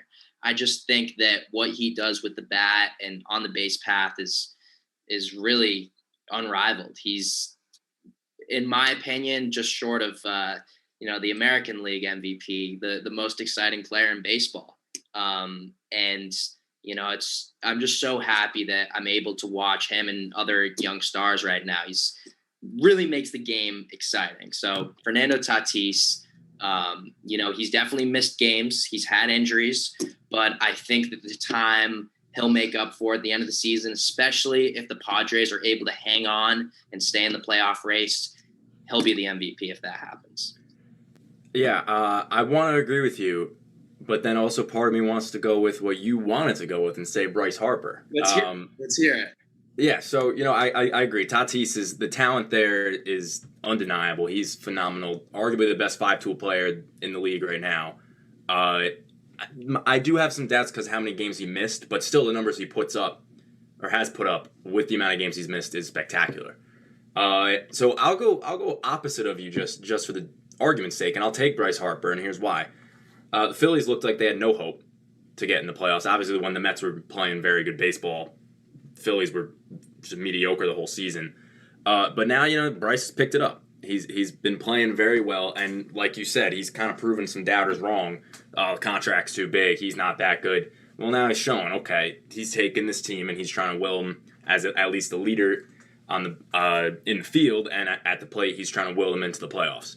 I think, Bryce, he's obviously when he was with the Nationals, ridiculous. His Philly days haven't been necessarily as dominant, but I think this season, he's the dark horse. He really is. Especially, I think it really all winds down to who makes the playoffs and who doesn't. I know that doesn't mean much in the MLB in terms of MVP, but I think, I really want to see kind of if Bryce Harper can lead this Philly team into the playoffs in now a very competitive NL East with the Braves, and maybe the Mets can pick up. Who knows? I think Bryce Harper deserves it if that's the case. Yeah, it's interesting that you said that because I'm not sure how much MVP plays in with how good a team is. I mean, in the American League, and we're going to get to that in a minute, obviously that's an exception I think you can imagine who we're alluding to if you watch any baseball at all. But in the National League, it'll be interesting because that is players I want to highlight. Of course, Tatis, 1,000 OPS and hit plenty of homers this year, despite the games that he's missed. I think 34 home runs, despite playing, 10, 20 less games than some of the leaders in that home run category. So that's incredibly impressive. And the fact that he can play more than one position shows how athletic he is, exciting he is playing the game. So that's obviously kind of almost an obvious pick if he wasn't hurt. Now that he is, I'm not sure how missing, 10, 20 games will play into the voting. Another guy that's missed some time is Joey Votto, and he's certainly needs to be highlighted because he's been incredible. He's lifted the Reds for now tied for the Padres for that wild card spot. So that's going to be an exciting race down the stretch. Joey Votto will definitely play a big factor in that. He went 7 straight games with a home run, which is absolutely incredible. Shows how hot he was and how much he's come along. And then one other guy you guys didn't mention, sticking in the NL East, is Freddie Freeman, a guy that has played the whole year. He's hit over 300. And he's really just been hot lately and lifted this Braves team to first place in the NL East. They're riding momentum. Sure, their schedule gets tougher, but if the Braves do run away or at least win the NL East, and Freddie Freeman will continue to be a prominent part of that, especially with all their injuries. That's the key to this. They lost Acuna, they lost Ozuna, and then they lost members of their pitching staff as well. That shows how valuable I think Freddie Freeman has been to this Braves team, which is ultimately the name of the award, the MVP. So we'll see. I think if the writers and those who vote on the MVP are okay giving it to Tatis despite his missed games, then he seems like the clear and away favorite. But if he's missed too many, I like Freddie Freeman, and Bryce Harper's obviously a good choice as well in the NL East. Shifting over to the American League MVP, I'm going to start here because I hope and I think we all have the same picks here. And it's Shohei Ohtani, who has been unbelievable. He gets compared to Babe Ruth. What he's done is even seemingly even better than Babe Ruth, which is absolutely incredible to think about. I mean, 40 home runs, he leads baseball. And in addition to that, of course, his ERA is sub-3, which is just, absolutely absurd of the year that Shohei Ohtani has. Sure, the numbers in terms of innings he's pitched have been a little down, but you have to expect he's also a hitter. So you have to kind of take that into perspective. I hope he stays healthy for the rest of the way, but even if he doesn't, I would be shocked if they go anywhere else. Most exciting player in baseball, definitely the most deserving of the MVP, as he has literally done it all for the Angels, who have had a bad year otherwise. But Ohtani, for me, far and away, it's easy to pick him as the MVP. And I assume both of you guys kind of have similar opinions. Nick, I'll start with you here. I assume you have Ohtani as well. Am I correct? Yeah, I think you're lying to yourself if you don't say Shohei is the MVP. Not only of the AL, he's the MVP of the entire Major League Baseball, the entire league. I do love Vlad Guerrero Jr. He would be my number 2 pick, but you just can't compare because of all Shohei's done. It's very disappointing to me because the one experience I have with him is I went to a Yankee game where he pitched and gave up 7 runs and had to I went to the same game. I went to the exact same game, Nick, and I was so frustrated because I'm not a Yankees fan. At least, I guess it ended up not going the Yankees' favorite. But that game, you come to see Shohei Ohtani. I would have been okay with us losing 1-0 if he were to pitch a shutout and hit a bomb.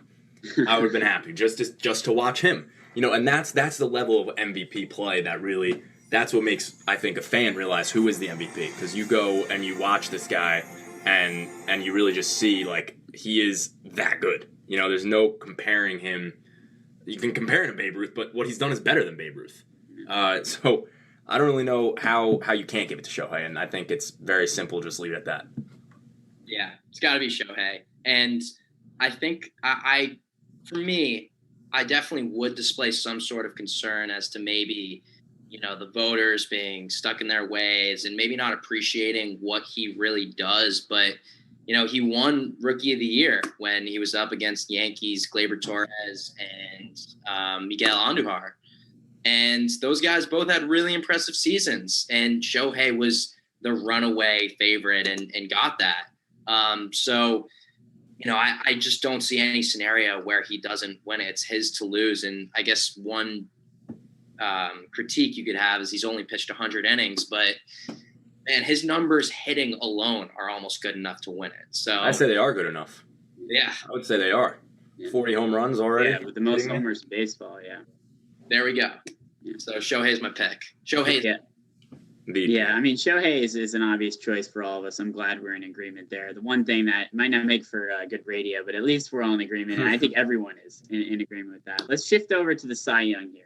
We'll start in the National League. This will be a little bit more interesting, kind of more of an open race.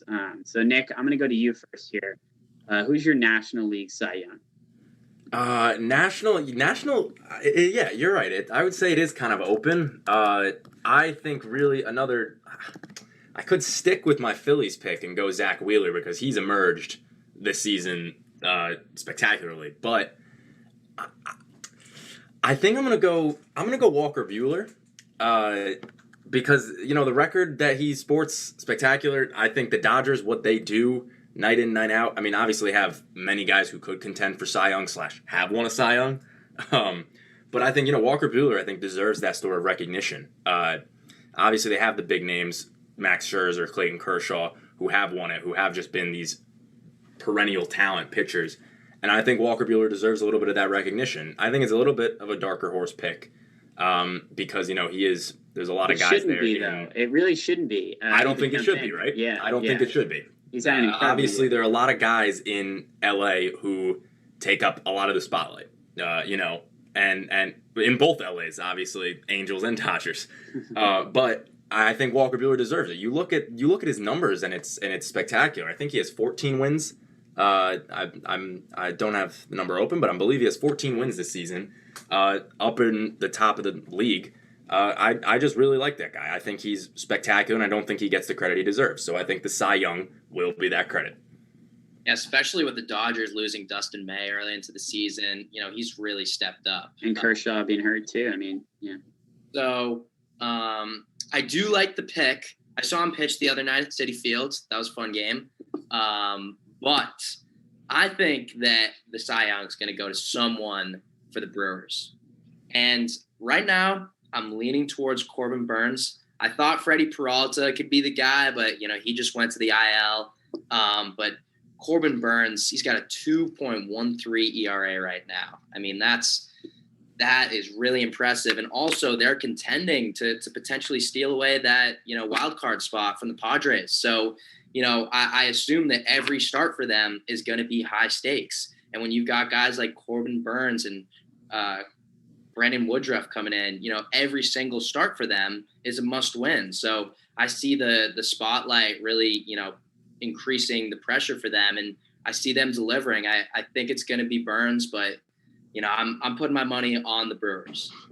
Yeah, the Brewers are a good pick. I mean, they're a great team and have incredible starting pitchers. I mean, I think that primes them for certainly a deep run in October, especially being the leaders out there in the NL Central. But I want to go back to Nick because I'm with you. I think Walker Buehler and Jack, you mentioned you saw him pitch at Citi Field. I did too. I was covering that game, and that was other than Jacob deGrom and some of the performances he has had before his injury, unfortunately, that was probably the best performance I've seen from a pitcher all season.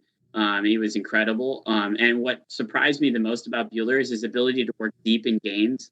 That's something not a lot of pitchers do nowadays. And the ability to, even late in games when inevitably guys are going to figure things out a little more offensively. For him to be able to really still bear down, make big pitches late in games, in the 7th and 8th inning of games, that's what really dominant pitchers do. That's what good pitchers do. And certainly what Walker Buehler's done all year. I mean, pitching to a very low 2s ERA. I think he's 2.09 or something around there. So, incredible year for Buehler. I think he deserves much more credit. Leading that Dodger staff really without Kershaw and without May and some of the others as well, and Rivera, of course. So, I think that's just, for me, as nice of a year as Zach Wheeler has. I mean, it's important to highlight him. He's had an incredible season for the Phillies. Other than Bryce Harper, he's the guy that's really helped this Phillies team be relevant again. But I got to go Walker Buehler and the Dodgers. And then I want to shift over to the American League, the AL Cy Young.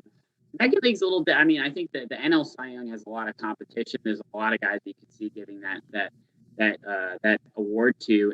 In the AL, however, it seems a little bit not wide open, but I guess not as strong of a division in terms of, or a league in terms of pitching. I'm going to go with Lance Lynn from the White Sox, somebody that has had an incredible year. He's been dominant. And he's been dominant in a staff that he wasn't expected really to be the ace going into the year. You have Lucas Giolito and you got even Carlos Rodon. Those guys were expected to lead the White Sox staff, a really good staff. Lance Lynn is the one really stepping up and being that ace for this team. A White Sox team that is incredibly good, incredibly talented, and it seems to be primed to make an October run. He's got the best ERA in the American League. Low strikeout numbers and kind of low innings numbers. That's a little concerning because he did miss a few weeks. But overall, he just seems to be head and shoulders above some of the other pitchers in the American League. And that's what makes me think he seems to be the Cy Young. And Garrett Cole, I mean, we talked about him from New York. He's had a nice year at times, but and his overall ERA is okay, but he's also been inconsistent. He's had very bad starts. And so he's got high strikeout numbers and a decent ERA, but he's had bad starts at times. And to me, that shows that Lance Lynn's been more consistent. So that's why, I see him as getting the Cy Young. Jack, who do you have in the AL here at the Cy Young? And I got to second that. I think Lance Lynn is the guy. And he's someone that I just think is good for the game. I don't know if you guys watch the John Boy breakdowns, but he's been on there quite a few times. And I just think that, he's been dependable for a team that really has a shot at making a World Series run this year. You can talk about Carlos Rodon, another guy that, could be a candidate for this Cy Young Award. But I just think that Lance Lynn, while he's missed a bit of time, has been really consistent and dependable for the White Sox. And I just don't really have another candidate that stands out to me as, someone to steal the award from him. So I think it's going to go to Lance Lynn, and I think the White Sox are going to really get a lot out of him as they, try and make a run this postseason. Yeah, I agree with you guys. I think Lance Lynn is the right pick, but I'm not going to pick that just because that's boring. I'm going to go, call me biased all you want, I'm going to say Garrett Cole, and here's why. I think, like you said, Sam, his numbers, sometimes he's at games where you look and say, this is an ace, what? But overall, he's usually not like that. Second in the league in strikeouts. His ERA is a 3.03, so I'm hoping he gets a little lower for his case. But why I'm making the case for him is, yes, he's missed time. A couple of starts. He was supposed to start against Baltimore one day. That, in my mind, would be a win. But I think the rest of this season, it's going to be competitive, like we talked about earlier in the show, and he's going to have to show up, and I think he will. That's going to be my, I guess, hot take of the day, whatever you want to call it. I think Lance Lynn is the right pick. I think he's the safe pick because of the consistency factor, like you guys spoke about. But I'm gonna take Garrett Cole. I think he's gonna go have a few really spectacular games, like he did in that game against Houston, or on the road in Houston, I should say. So I'm gonna take Cole and think that he's gonna go and have a spectacular finish of the season to boost him to that level. Nick, I don't mind you kind of mixing things up here. I really don't mind it. I don't agree. I think Lance Lynn is far and above just like kind of the guy, and I would be shocked if he doesn't win it and Garrett Cole does.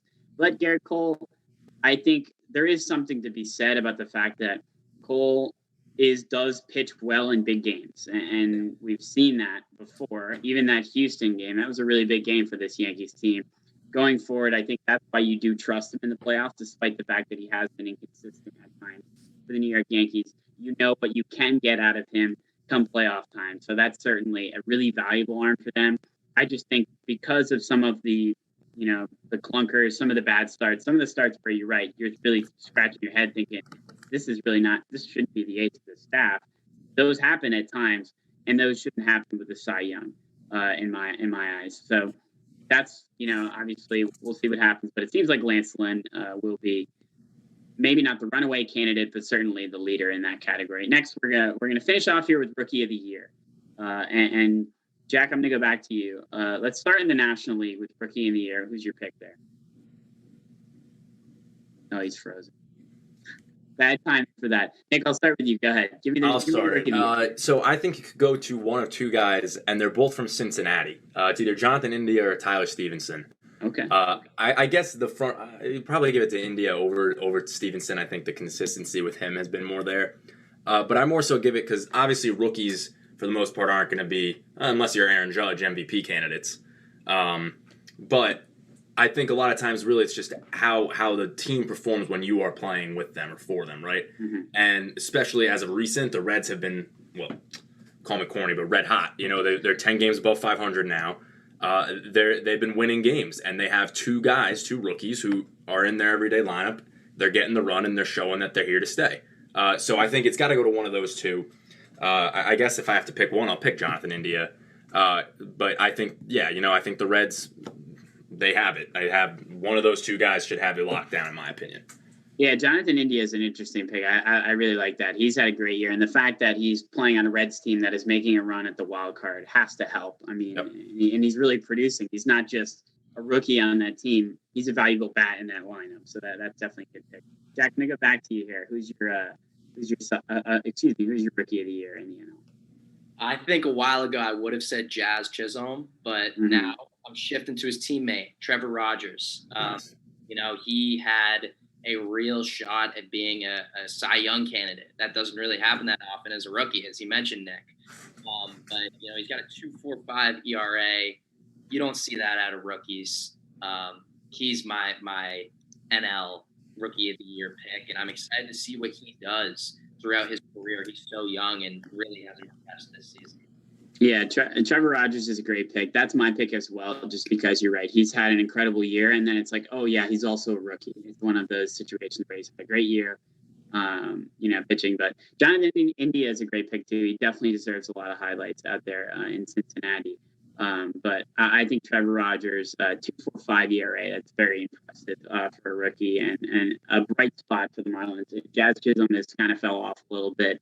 Maybe was that pick earlier in the year, but those two are pretty much very good bright spots for the Marlins to work around. A team that did make the playoffs last year, and I know it was only 60 games, but they did make the playoffs, so maybe they'll find a way to build around guys like Trevor Rogers, who I see as the Rookie of the Year. Finishing off with the American League here, I'll give my pick originally Adolis Garcia from the Texas Rangers. Looked like he was on his way to easily win this award, and he has really struggled lately, unfortunately. 177 average over his last 30 games. He still looks like he's going to hit 30 homers, which is really impressive for a rookie, especially this year when home run numbers in general are somewhat down. But you can't really pick a guy that's struggled that much over the past couple months. It's not just this month. It's been the past couple months he's really fell off. So for that reason, I'm going with Luis Garcia, another Garcia here from the Houston Astros. He's had a great year. He's a 3 ERA, 137 strikeouts. Very impressive for a rookie. Really great numbers. He's really helped the Houston Astros, who are a very good team, a team that will certainly be around in October and will certainly give maybe the New York Yankees once again some trouble. But certainly some team, no one wants to face really the Houston Astros with their playoff success. And Luis Garcia has been a valuable part of that rotation. And to step up and be that piece as a rookie, to me, that's just incredibly impressive. And I think the Astros are really going to rely on him down the stretch as well. Nick, I'll go to you here. Give me your AL Rookie of the Year real quick. I'm going to give it to a Yankee killer in Randy Arozarena.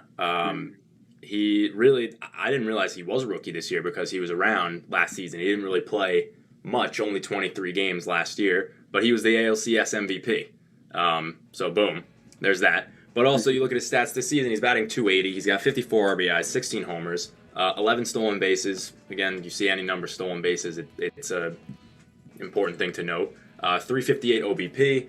And again, like I talked about with Jonathan India, he's on a winning team. The Rays are in first place, one of the best records in baseball, and he's a big part of that. He's in the lineup every day, and he contributes every day. So I'll leave that nice and easy there, Randy Rosarino.